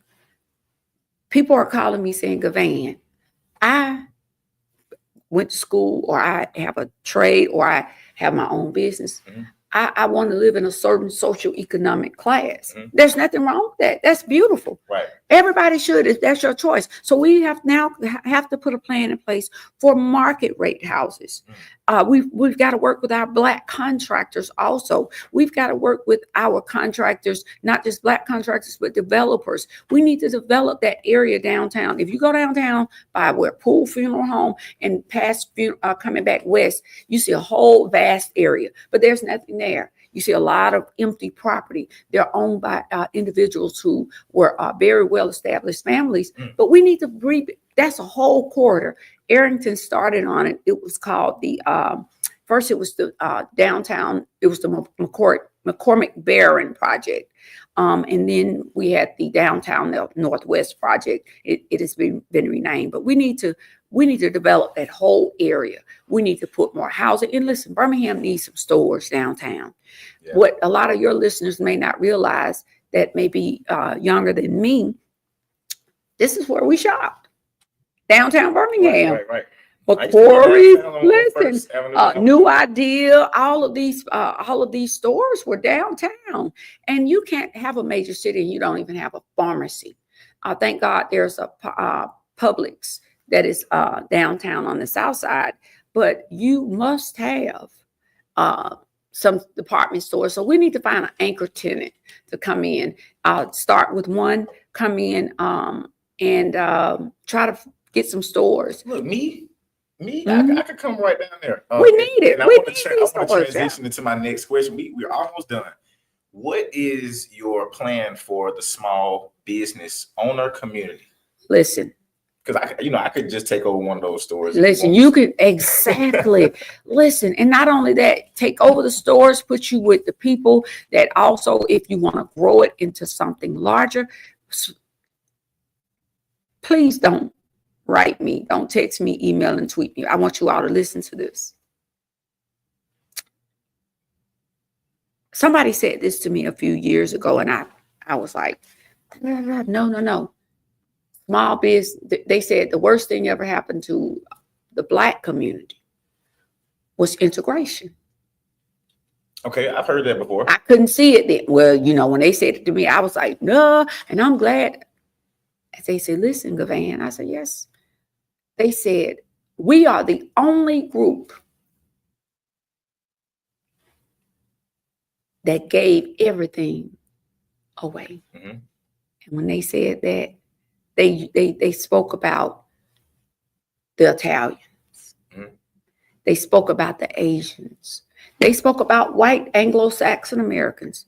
They spoke about the Jewish community. And a lot of times when you say the Jewish community, people, you're not supposed to say it. Well, I'm saying it. I'm close to several that are Jewish. And the thing about them is that they run a very tight ship. Oh, yeah. With generational wealth, and a lot, and even certain Latinos. Oh, yeah. Look at the people who work, or when these people that are Latino work on your house. They have a network. So Make it make what sense. you're saying is, and we've talked about this on this show plenty of times, guys, the Jewish dollar circulates within the community 26 that song, days. Jay-Z song, when he's speaking about Still One, listen, and the dollar thing, I think okay, it circulates in our community for 30 minutes. And so that's what I want to, like, how will you be able to, because we're not creating generational like wealth. yesterday you were at a pop-up I went up to a pop-up. We've, as a platform, we've helped contribute to Birmingham to bring back the aspect of shopping with our people. Will you be able to help us? Yes. First of all, listen, if you go back through my Facebook page, and this is my personal Facebook page, I also have a Juandalynn Givan for mayor page. So for those, sometimes will say, well, she's doing this, and I'm going to close with the boots on the ground, because I want to close with that for a reason. But generational wealth. Mm-hmm. I went to that pop-up yesterday. Right. Because I went to tables and I bought from those tables. Right. These are young Black folks that some of them come from impoverished neighborhoods that nobody gives a shot. So I bought some little outfits and things. I needed some little casual stuff. My weight has dropped over the course of the last few years, so I'm having to transition into smaller clothing. I bought the little beanie hats. I love beanie hats. This girl, she crochets, and when I tell you she can crochet a dress, but these are people that some of my friends would never shop with. There's people that some of my friends would never have gone. And I went to an event Saturday. The people told Rick Jackson, my campaign manager and one of the strategists, as well as when I mentioned it to Carlos also, listen, she ain't gonna come. Carlos had me going somewhere Saturday. I told Rick, I don't even know where I'm going, Rick. I said, but I'm going. And so listen, I went. Yeah. And I went because, listen, like I said, I'm a common kind of person. I like to dress. But I like, my style may not be your style. I do like good quality things, but I like to mix it. I go to Rainbow. Rainbow is one of the best stores around here. Yeah, it can be. City Trends. You can find some brand name pieces in City Trend. And I love socks. So I go to City Trend. I have an addiction for socks, footies. If I'm not out having to do an interview, I'm usually on a black turtleneck. So the black turtleneck you saw in the name is usually my daily look, unless I'm in court or I'm in the legislature. But I love stores like City Trends, Simply Fashion, when they were there, the $10 store that's over in Eastwood. I shop at those clothes. I may mix and match something. So that lets you know I am a real round the way girl. You can give us some grants and things like that. Grants. I'm about to get to that. The grants. Listen, and I want to also pair you all. Listen, and the reason I want to say this, I don't want you to take offense. I want to pair you with businesses. Yes, I want to pair you with people who have businesses where their bottom line may be a little bit more than yours, but can also give you help, training. Also, I want to say, as Dr. Arrington started doing this, some will say, oh, we can't. Yes, you can. Listen, there should not be one business that comes in here that we give an incentive package to, that we don't say that you are going to have to give back to our communities. Right. You're going to have to partner with some of our businesses in this area, even if it is a grant or a stipend. Why? If I'm giving you $1 million, $2, $3, $4, $5 million incentive, and you can't put back 25, 30, 40,000 or 50,000 or 100,000 back into the coffers of our small businesses, it's like on the job training. People always hear about on the job training, but you got to give job readiness training also. Arrington started this, and it was a beautiful thing, and it was being done when people were saying, oh, you can. Yes, you can. Oh, yes, you can, because before I sign off on this bottom line as the executive of this city, you're going to have to demonstrate to me through something where you're going to come over here to this business, and you're going to have to pour into the entrepioneers. Okay. You know, okay, them entree. You know, this is that Frenchman's that French version of entree. You know, pioneers. But seriously, you're going to have to pour into those businesses those mom and pop stores, you'll be surprised. This is how things get done. My question to you is this: how can we see progress in all of these other places, in other cities, when we don't see it in Birmingham? And to educate your audience as we get ready to leave, listen, make it make sense. Birmingham should have been Atlanta. Right. The Delta Hub was supposed to have been in Birmingham. Right. Back then, the Birmingham City Council, all those years, fought it. We were supposed to already have a dome stadium. The citizens voted it down. We were supposed to already have, like, even the transportation hub, intermodal I mentioned. Richard Shelby who was a Democrat at first. 80 million, right? and exactly, who was a Democrat who later changed over to the Republican Party, sent $80 million here. At the time, he and Richard Arrington were best friends. They were very, very close and still are. At the end of the day, we sent it back because the city council didn't want to do a darn match. Make it make sense. Listen, entrepreneurship is key, but also I want Black businesses to sit down. Every Black small business owner, I want you to go to a bank and let them deny you. Stop being afraid to go to a bank and being denied. We're not going to get change other than hearing, well, such and such. Let them deny you. Keep going back. Let them deny you. I have a person who went to a bank that was denied. They ended up with millions in their coffers. Why? Because they sued. Because somebody else had gone in that was Anglo-Saxon white American. This was a few years ago. I never forget. As a matter of fact, I was in law school. And at the end of the day, you're not going to see change until you are denied. Black women businesses are huge. And what COVID showed us, if nothing else, I want to say to the people who started their own businesses during COVID, but now have slacked off, why are you not still running your businesses? You showed us in the world you could make it. DIYs became the biggest thing across the country. Y'all were making stuff that I didn't even know could be made. Do you understand what I'm saying? Make it make sense. At the end of the day, make it make sense. So we want to give this training to people. We want to sit down and we want these grants. We are going to build the city. Coffer number one, how are we going to do it? We're going to bring people back into the city. Right. We're going to build these houses. We're going to figure out a de-annexation plan. We're going to continue to work on crime. We're going to get more law enforcement officers. We're going to continue to push. You know, I know people talk about it, and I don't want to shade any program, because people think this program that you all hear that certain individuals are promoting about scholarships, yes, it's a good thing. But people think that these scholarships are giving full rides to students to go to school, and they're not. Some of the stipends are $500. Some of them may be $1,500. I think somebody might have got a $2,000. They're not paying for students. This program, this Promise program, I'm not going to call the whole name because I don't want a problem, but it's not giving students full rides. Myself, Representative Mary Moore, we spend more time trying to help students who got the small scholarship to graduate, calling our friends at Alabama A&M, calling our friends at Alabama State to keep these students in school. So there's more to a lot of this stuff that y'all see on these social media platforms. But I'm thankful for Dr. Quincy Ross. I'm thankful for Dr. Williams. And that's a whole nother story about Dr. Williams. I'll get into that at the appropriate time. The president of Alabama, the president of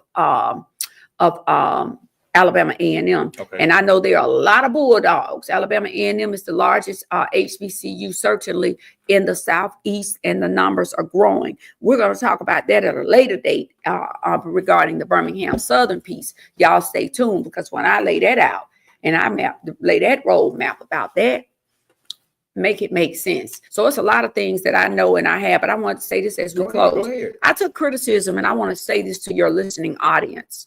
On my personal Facebook page, when I did the dance, the boots on the ground dance. Right.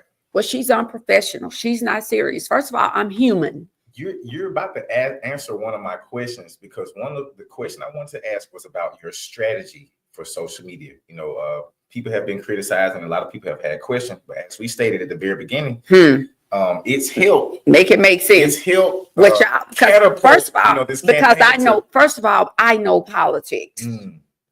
I'm not an armchair quarterback, and what may not work for you may work for somebody else. But it also begs the question, because certain people may be used to something that they've gotten in the last few years, but where has it benefited you? Where has it benefited you just to see a commercial? Kamala Harris ran every kind of commercial, had a PR team out of this world, everywhere you look. But is she in office now? Because the people who had made up their mind that they wanted someone else, at the end of the day, what you may think, I think my social media is doing pretty good. I'm getting ready to go in a meeting in a minute with some folks want to make a doll of me. So I think it's going pretty good, because what you may not like, I'm doing lives. I do a lot of lives. So come closer, audience. Lives are lives. They're organic. They're not made out of production. I have a professional commercial on my page that he ran. Is it not spectacular? Oh, I love it. Pay attention. I keep saying stop reading the caption and not reading the whole story. I have a whole layout on my professional Facebook page. Juandalynn Givan for mayor. This is my personal Facebook page. So when I did the boots on the ground, but even if it was not my personal, first of all, it's my personal page. The game changer for Bill Clinton, when he ran for president of the United States, back then it was unheard of for you not to be straight-laced and demure. Well, he did one thing, and I want to know if you know, what was the game changer when Bill Clinton ran for office? I don't remember. He went on the Arsenio Hall show and played a saxophone. Make it make sense, people. Facebook, make it make sense. The white people, they were up in arms. The decorum and and this is the highest office in the land. How dare you? You're not serious. You're going on a black man's show, a nighttime show, playing the saxophone. Became the president. Well, as history has written, well, what did it do? It humanized him. So for all of those people who went on there to question, for a whole 2 or 3 weeks, everywhere we've gone, somebody has the fan. I pledge, AKA, I am a member of Alpha Kappa Alpha sorority, 35 years as of May 27th. Well, I have 2 left feet. It takes me a little bit longer to get a dance. Okay. My probate, baby, I was in the back. Listen, Listen, sir, I was in the back of the line. Nothing wrong with that. Okay, thank God I was not number 1 online, because had I been number 1, I wouldn't have made it. So I was at the back of the line on probate, so I can't dance. So everywhere we were going, where them fans at? And I'm like, so people were doing, everybody has a phone. So I was so discombobulated every time I did the where them fans at. Folks were making fun. So we had literally just come in from an event for which I had to speak on women's empowerment, straighten my crown event that Alicia Webster had. So my assistant at the time, we got out. She said, listen, Givan, you cannot keep embarrassing us. She said, we had talked with you about this a few weeks before. We have got to get this dance. Make it make sense. So I'm standing there like, girl, I'm ready to go home. She said, no, we have all this street, because we have a wide street. Our office is right behind McDaniel's Law. It's right behind Four Seasons. Also on the street where my good friend, Sergeant Watasha Carter, was killed in 2018. God rest his soul. Listen, make it make sense. So she said, you cannot embarrass me. I said, I'm doing like this. She said, come on. As a matter of fact, that's why the fan was so small. She had a small fan in her car. She said, you don't have to, because I'm trying to get in the office. She's like, I have a fan. You don't need to go. So she said, let me show you how to flip this fan. Is this a cut? This is where I had surgery. You see the cut? Because I want to tell the people the truth. I'm afflicted. It's very difficult for me to write with this finger. It's a trigger finger. And at one time, it was like this. So I had surgery to straighten it up to get it to this point. And as you see, it still doesn't straighten all the way out. So she taught me how to do it, to close it out. We had gone over it a few times. I had gotten better because I had gone to Attorney McDaniel's home for the Reasons Classic, and they were doing it. His wife and others were trying to show me.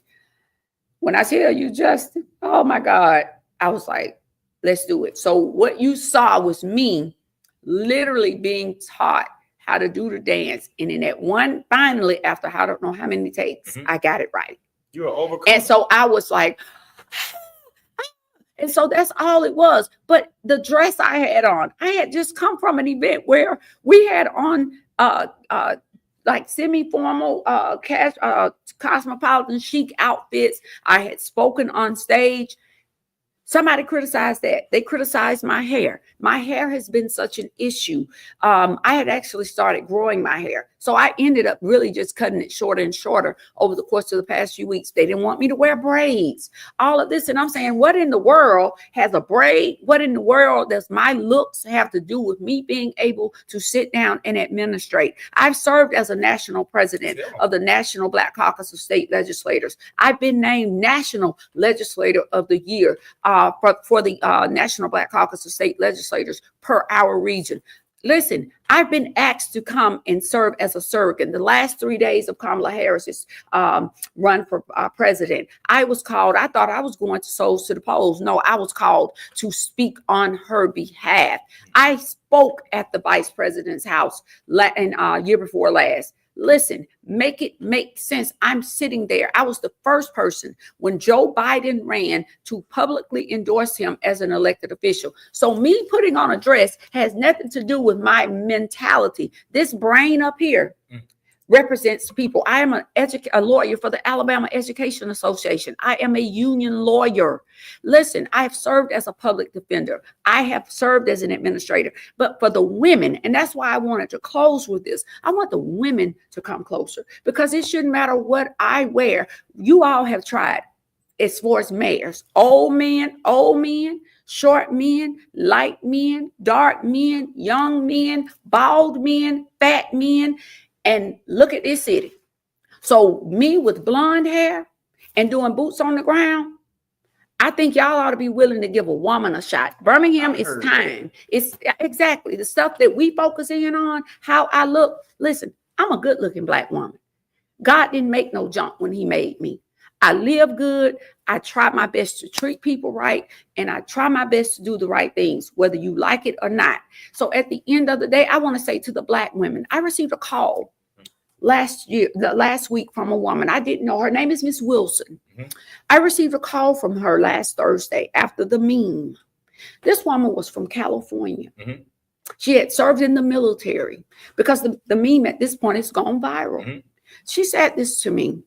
She said, I am disappointed with many of the comments that I've seen from Black women in Birmingham. Me too.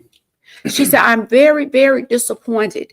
She said, you don't know me. She told me where she was from. She had roots here, however. She, and whatever reason, her travels or whatever, she's there. She said, we are the only race of women, regardless of what, who do not respect each other enough to stand. She said, we're the first ones to support a man for office.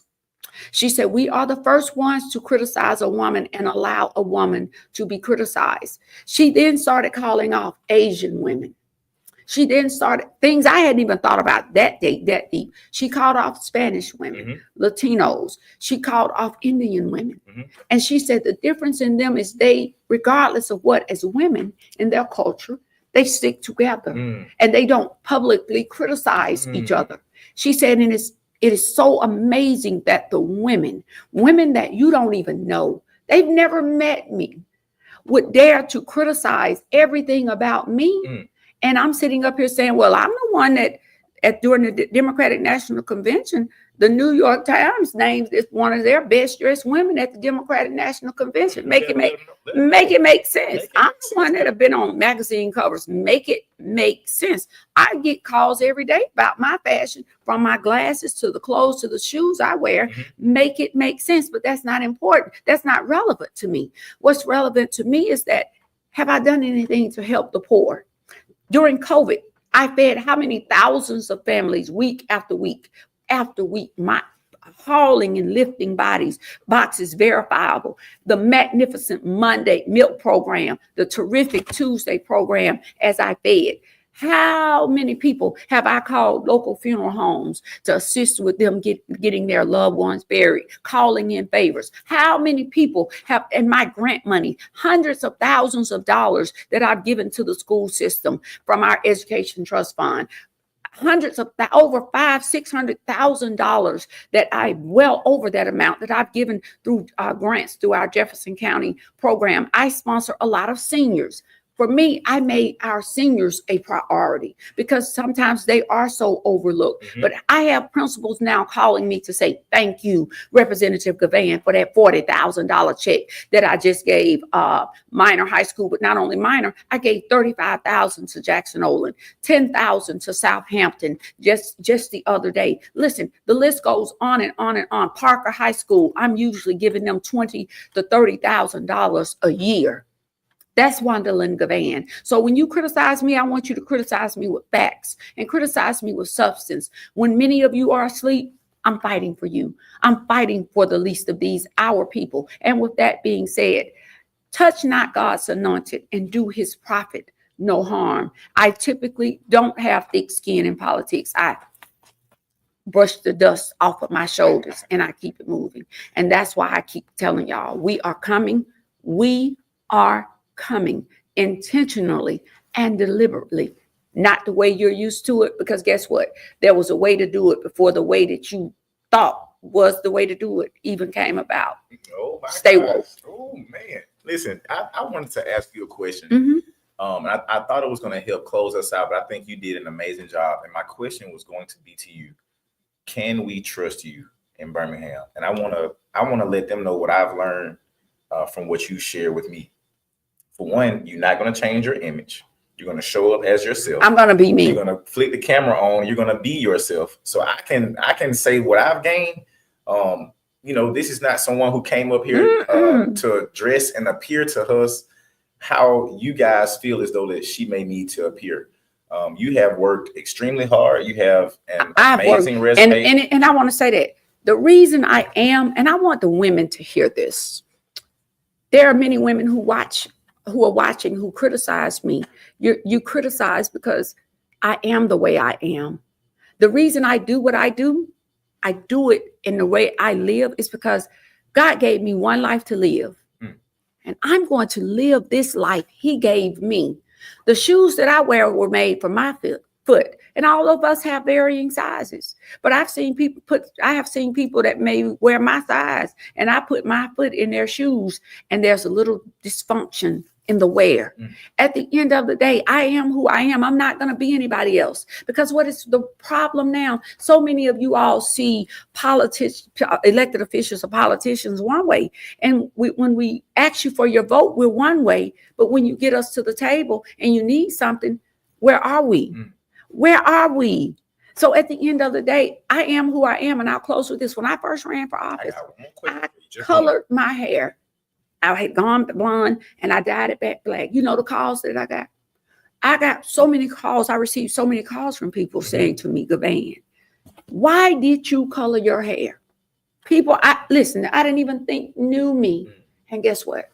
I said, well, they said, no, we knew who you were when we first elected you. Do you know how that made me feel? We are tired of people being something else.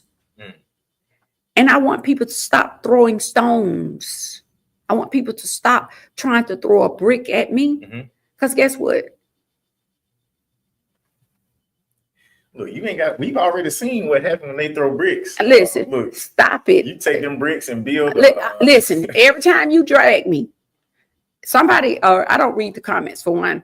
I very seldomly read a comment. If somebody doesn't mention a comment, that's the worst thing you can do, because it will debilitate your mind. But somebody told me, people have been messaging me and they were like, Givan, girl, you are doing it.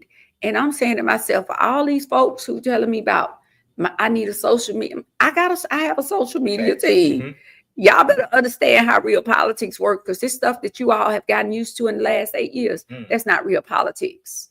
I was trained by Richard Arrington Jr., the first Black mayor, probably the most pronounced, prolific leader of Birmingham. And I want to say this because that comment about old way. Listen, there has been a blueprint set.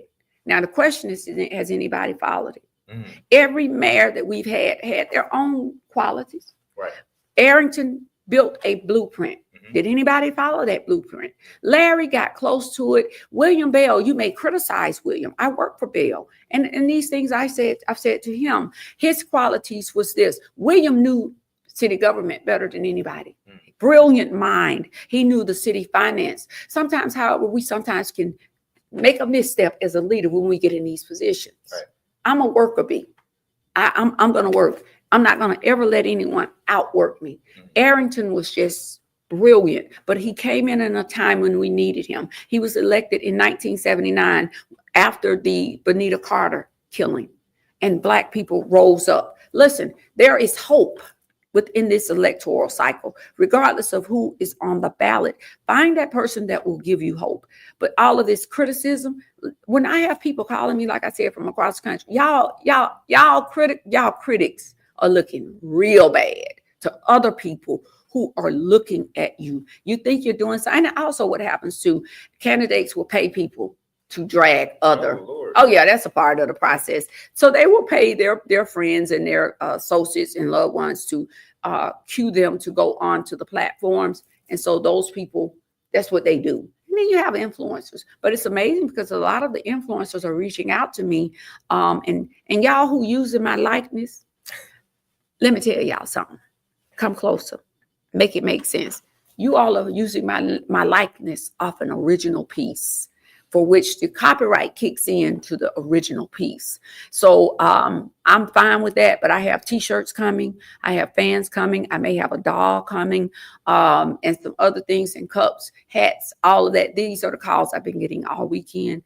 And we are working on trademarking probably now. What is the Givan pop? From consultation side of things, we've seen it. A couple of you guys are definitely marketing your events. And, yeah, it's crazy. All type of things based off of the Givan campaign.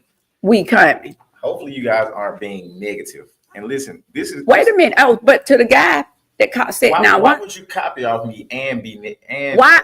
That's what I can't understand. Even the ones hopefully not being negative in there. That's what I was saying about the one who was the person who was criticized. The one that you saying, listen, y'all criticizing me, but y'all copying all of what I trying to. But guess what? Y'all might as well hunker down, brace for impact, because listen, the best is yet to come. I'm nobody's. Listen, they called me 5 Points. Representative Rolanda Hollis gave me this name because, folks, some of my colleagues like, you got to, I said, listen, I don't need any help shining. 5 points on a star. But you don't only need but one. So they started calling me 5 Points because I made the comment about 5 points. Let your light shine. Stop hating on others. Black women step up. Birmingham can have a female mayor just like they should have a female mayor one day, just as they should have a male mayor. Sisters out here, you all have the opportunity to make history. You have an opportunity to Black men. You also, 15 to 20% of Black men do not across the board support Black women. They're already started dragging Keisha Lance Bottoms. Stacey Abrams should have been the mayor, the governor of the governor of Georgia. Black men, 15 to 20% of Black men just refuse to vote. So at the end of the day, stop criticizing.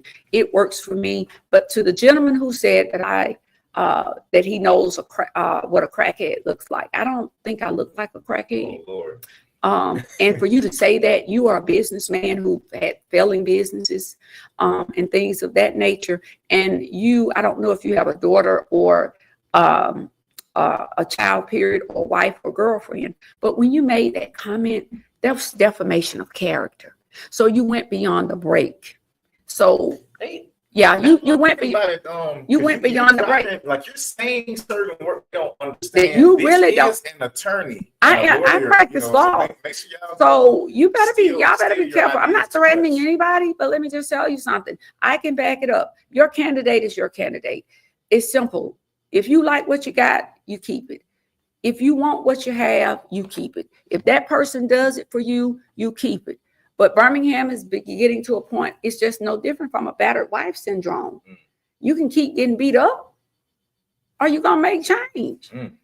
Listen, And you can be that change. and I am that change. I'm serious about my business. I am intentional about my business.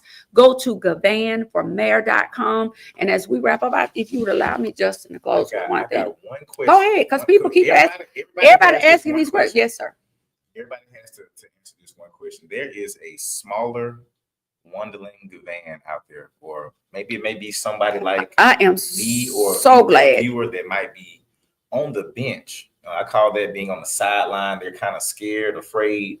What do you tell either someone who is afraid to take action, in something that they believe in, or maybe a younger version of you? What's something that you would let them Let me tell you something. I refuse one day to be bullied or be bullied mentally.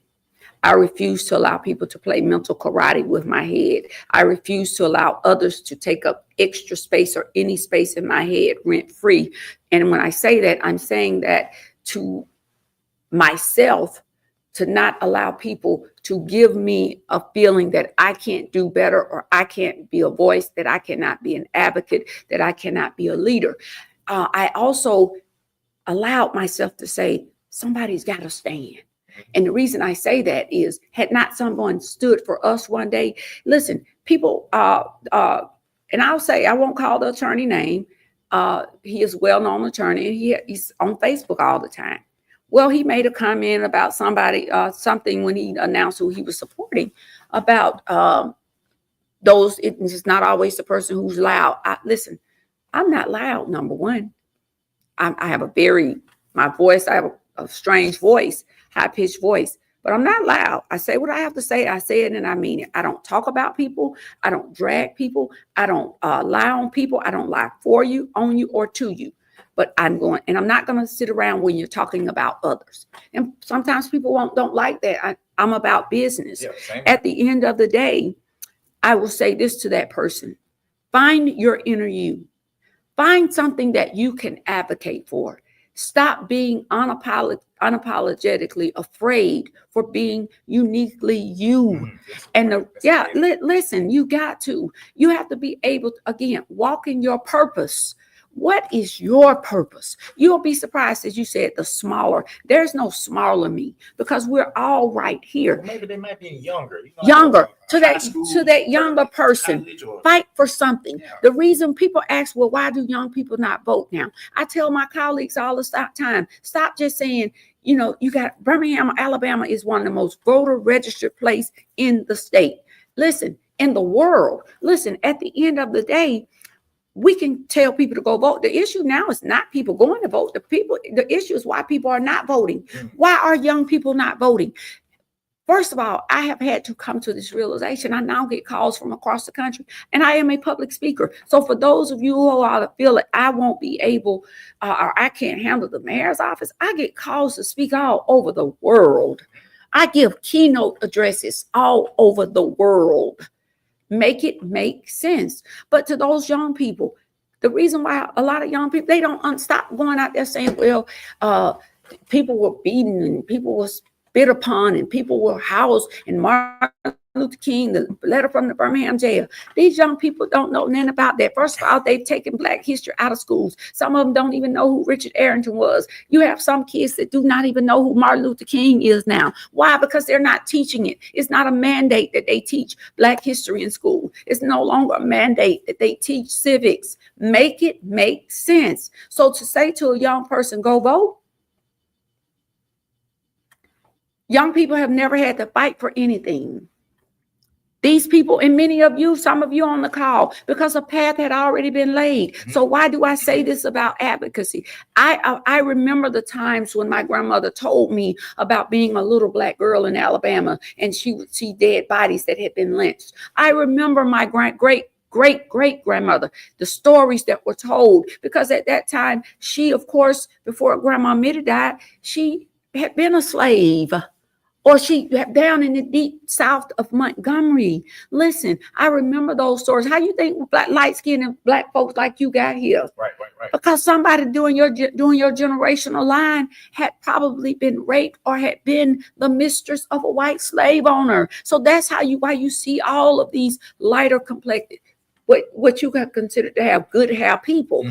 And so the realization is to young people, y'all don't understand Bloody Sunday. Some of you make the pilgrimage, but to really understand what that weekend meant, to understand what that bombing meant. I lived with people who were alive when the bombing took place, who could tell me they remember that Sunday when those 4 little girls were killed. Uncle Fred Shuttlesworth, I spoke at his funeral. And for those of you all that don't believe it, pull up the obituary. Well, he was a godfather to me. I spoke at his funeral. Somebody dared to give an award in his name to somebody, all for political, the benefit of boosting this person up.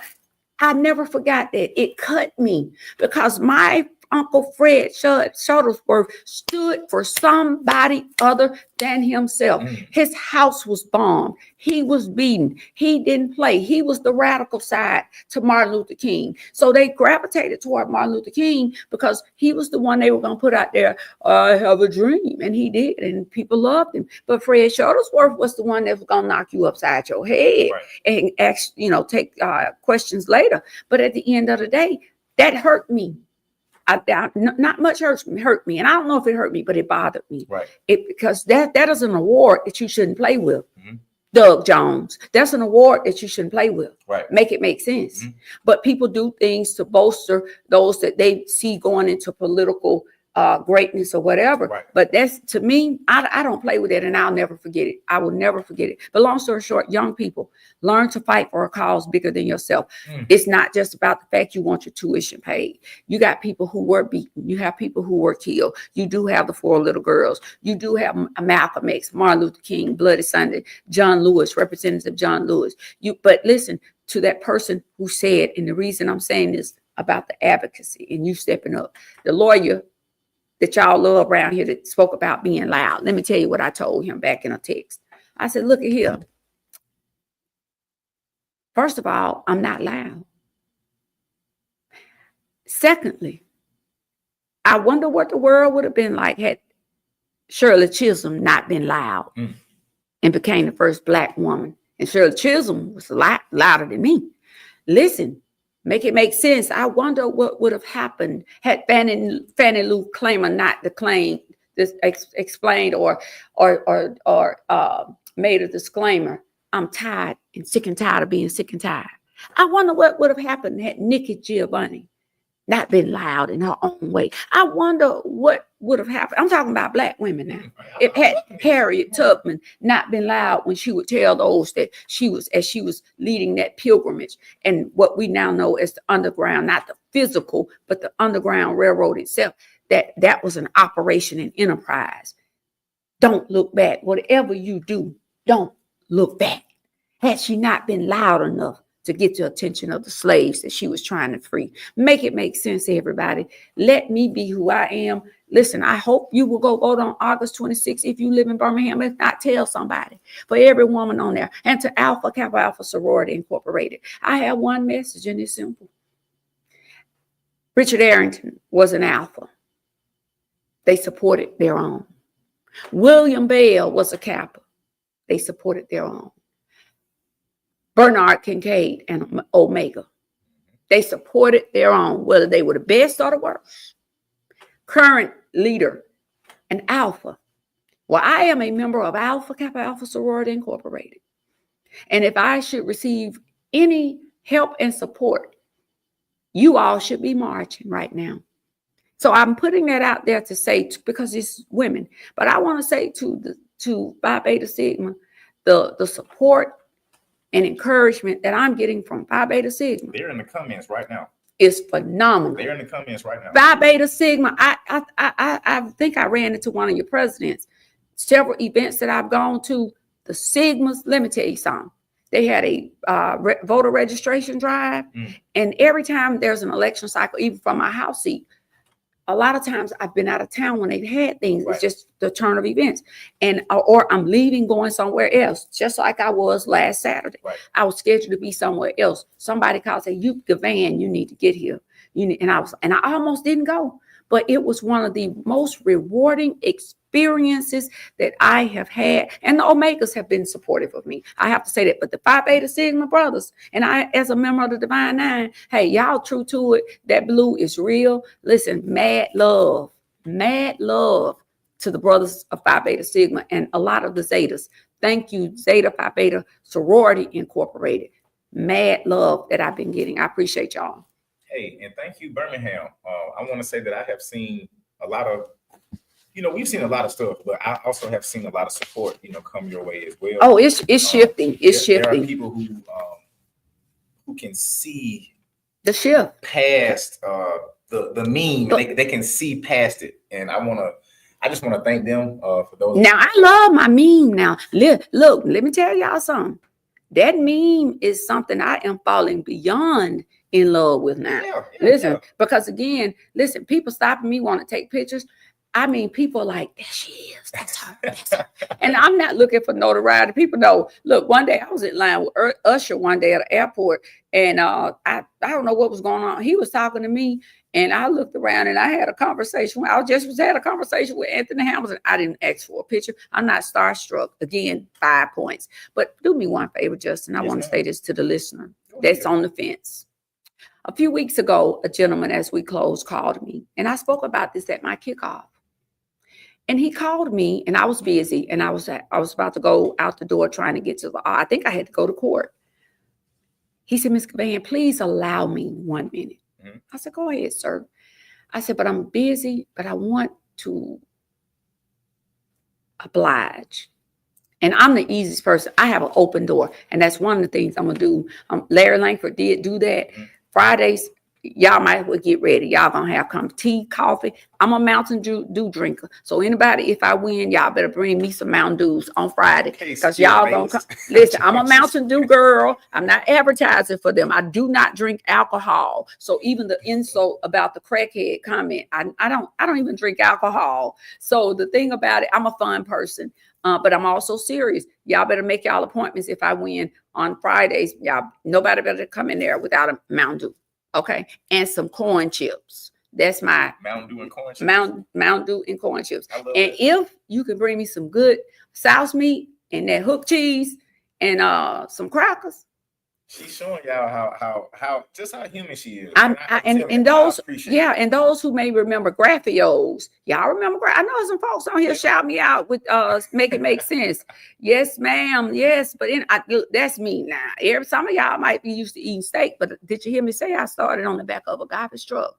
But listen to this. I just wanted to close. The gentleman that called, to the voter that's on the fence. This gentleman called me and he said to me, Ms. Givan, if you give me a few minutes. And I said, yes, sir, again. But he started to tell me, and I was about to announce, I had already announced, but I was having my kickoff. He said, I've seen that you have announced in January you were running for office. Mm-hmm. I said, yes, sir. He said, I just want to call you. And I'm like, man, I got to go. Come on, just like this. So I said, I got to go. He said, listen. He said, I still remember the words that you spoke 15 years ago. Mm. He said, and you spoke these words. And I said, you do? I'm like, in my mind, do I remember? So he said, please let me just tell you. This gentleman said to me, he said, 15 years you came to our neighborhood meeting. Mm-hmm. He said that you came in, you were green, everybody, and we had picked out, he said, we had picked our candidate. Mm. He said, we had made up our mind as a neighborhood to go with the person who had been a former incumbent. I said, what? And I said, oh, really? So it shifted my mindset. He said, the reason I wanted to tell you this, when I heard that you were running, he said, the city of Birmingham couldn't find a better mayor. So I said, okay. He said, the reason I want to tell you this, though, is because of this. That speech 15 years ago, I've never forgotten when you came in there and you said, I'm Juandalynn Givan, and I'm running for State Representative, House District 60. I'm running because the Constitution says that you all are to have leadership. He said, you were running because the seat had been vacated and it was an open seat. You were running because you wanted to be a voice and vessel of the people. He said, but that is not what got us. So I said, well, darn, what else could I have said? He said, I never have ever seen a candidate come into an office running for office and said these words. I'm also running, but as I stand before you, I do not stand before you to make you one promise. Why? Because I've never been a legislator. I've never served in the House of Representatives. It's just like major surgery. You don't know what you're going to find until you get there. Mm. He said, but you said you were not going to make a promise, but you will give a word. But the reason you didn't make the promise, let me clear this up. You didn't want to make a promise is because you never wanted us to see you at the pharmacy, at Walmart, at Piggly Wiggly, at the ballpark, at the mall, and we have to come up to you 3 to 6 months later and say that you are a liar. When that man said that to me, this is no lie, tears started streaming down my face. And furthermore, when he said these words, he said, but today I called, the reason I say they couldn't find a better mayor in you if they choose, it's because every word you spoke and every time you ever told us you were going to do something, you did it. When I tell you I was at that point, a pail of water. He said, you kept your word every time. And I'm glad to be able to call to say you never lied to us. Do you know how that made me feel? Oh, yeah. And because he remembered the speech, but most importantly, he remembered the fact and that I have demonstrated that I would keep my word. You may not like it, but I'm not going to lie to you. I may not do everything that you want me, the way out that you want me to do it. But if you come to me, I'm going to do my best to get it done. And that's what we as elected officials should do. So for those of you on the fence, go to GivanForMayor.com. Y'all still asking questions. One more, Justin. One more. Come on, because the questions keep popping up. So what's the next question? So this is actually a comment. Someone says, you are just what Birmingham needs. Please, everyone get out and vote. It is important, and your vote does count. I'm so appreciative for you coming on and answering these questions. You have my vote, Givan for mayor. Thank you. Thank you. Yeah, we got a lot of other comments. I won't read them all because some of you didn't follow the Young Entrepioneers instructions. Y'all know we don't do any nothing outside of and the worst part, but the worst part, our goal is to highlight and what y'all need to start doing, y'all need to start rooting those people out, because that's someone who doesn't have good intentions. You don't even know me. And that's the thing about it. So y'all Facebook assassins that come on to just impugn someone's character. Let me tell you what happened the other night, if you would allow me. The meme of me, and there's an elected official who happens to be a female. It's deplorable. Listen, people have talked about this woman. They've talked about certain aspects of her for years. I've been in circles. I would never post a picture that anyone or the things and the words that these people have said about her. People talk about everybody. They talk about Jesus. So that's why when people say, Miss Givan, you have thick skin, it's very little you can say about me that's going to get me rattled. Now, the crackhead, that was because I represent people, and you can go beyond the break. But for some other people who are writing in, first of all, people who are related to the current mayor. When I went on one show, folks were messaging me to let me know who these people were and their associations. Stop it. Stop it. Because I have not drugged him. I pointed out, did I drag him on here? I pointed out the real issues. So stop trying to drag me, because it doesn't make sense. And you all are getting real tired, and people are getting tired of you. So you're really embarrassing yourself, other than those who just want to be influencers who like to keep the conversation going. Make it make sense, people. Look, and I'm gonna end it with this. Normally, those are the folks that wouldn't even. They don't even go vote. Pick up a piece of trash. Won't help anybody. These are the people who help. This one girl messaged me when I got called to Collegeville the other day. I actually was supposed to have been there a day or so before, but forgot it. The lady called me back. She said, "You just like everybody else, won't show up." So I said, "Ma'am, I'm coming. Let's get it. Be there first thing in the morning." So this one girl messaged to me about Collegeville. You over there showboating, da, da, da. You don't even you've never been to Collegeville. You ain't done that. The bridge that they have right now, the overpass in Collegeville, had it not been for Representative Mayoral and I, they wouldn't even have that over there. So I had to read the list to the girl that the one young woman, but you're hating on me. You don't even know me. If I walk up to you right now, you're probably one of the ones that I get out the car, you asking me for a picture. Make it make sense. Stop it. I'm in the race. I'm going to stay in the race. Criticize me all you want to. Birmingham, it's time. Givan for mayor.com. Juandalynn Givan for mayor. Listen, people are calling from all over for signs intentionally. So whatever y'all doing, it's not working. Stop it. Pick your candidate, do whatever you need to do. I don't need to employ people to make nasty comments. It is what it is. I'm like the OJs, got to give the people what they want. Like Coca-Cola, I am the real thing. Listen, like Pepsi, with me, you got the right one, baby. And like Campbell Soup, I am good. And for those who can't take it, every now and then I'm like Brill cream. A little dab will do.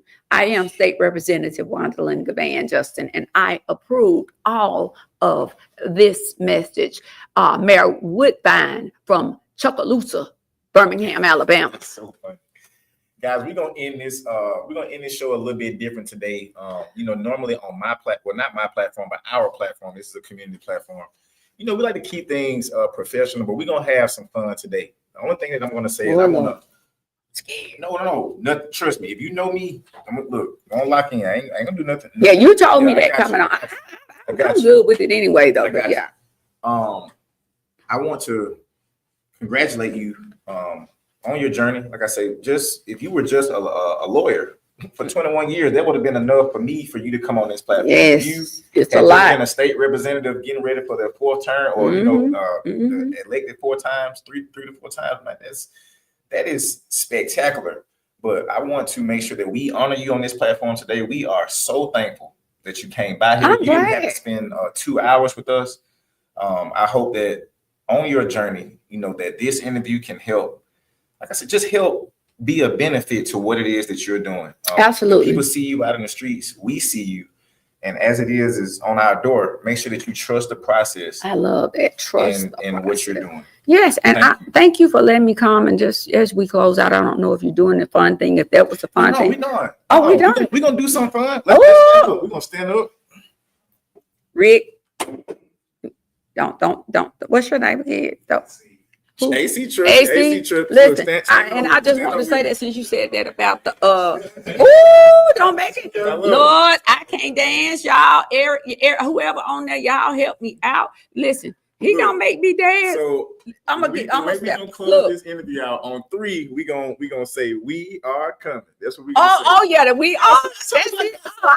Listen, I want to say, if you let me do this, because since you said something about being out there in these streets, listen, because somebody put somebody to run for my current seat, and one of the things that the person's they announced it, but she don't show up.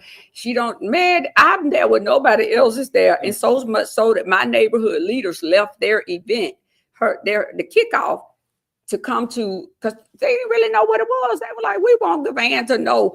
All of my neighborhood presidents support me with a super large number, and they love me. They show up for everything. Listen, and so I wanted to say, because when Pratt City, I just wanted to touch on this because I saw somebody from Pratt.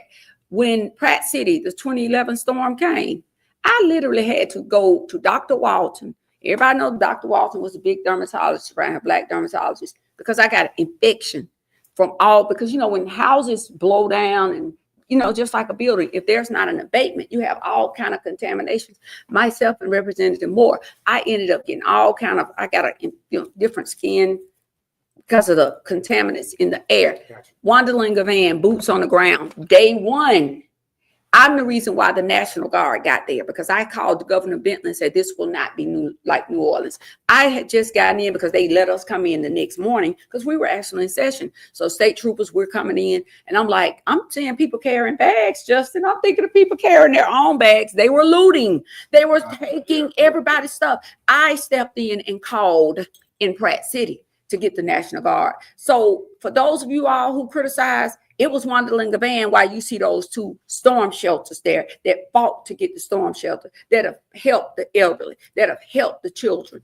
Days that you haven't been anywhere. So I'm saying that to say, for y'all who criticize elected officials and y'all don't do nothing, I think you touched on it when you were asking the question about the younger people. Find something to do to help somebody. And before y'all run for these offices for the various reasons, stop criticizing if you've never been in office. You've never helped anybody. And for the person even that is running that for the seat, if I don't win this race, I will go back to that seat. At the end of the day, the bottom line is this. What have you done? What have you done? And the job that your relative may very well have probably came because of me getting jobs for the people to be able to work during the storm. Make it make sense, Birmingham. Make it make sense. Stop it. Come on, so we getting ready to do it now. Guys, I hope that you guys understand what we are trying to do today. Our goal is to make sure that you heard and cue everybody just to do the we coming together. We about to. Okay. So listen, peace, love, and blessings to you all. I'm gonna ask my producer to come over right quick. All you gotta do is just click the mouse. And on 3, we're gonna say we are. And everybody gonna put it in the chat. Okay. 1, 2, 3.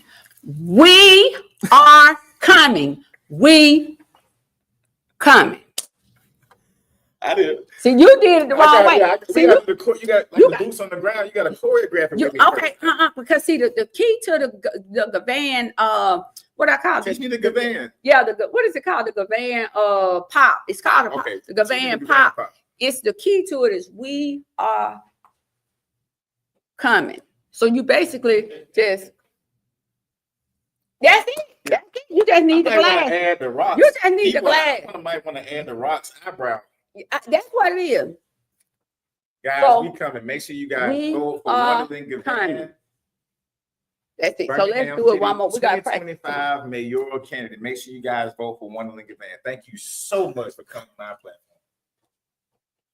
You got it. Good job. Thank y'all. Good job. They were asking questions.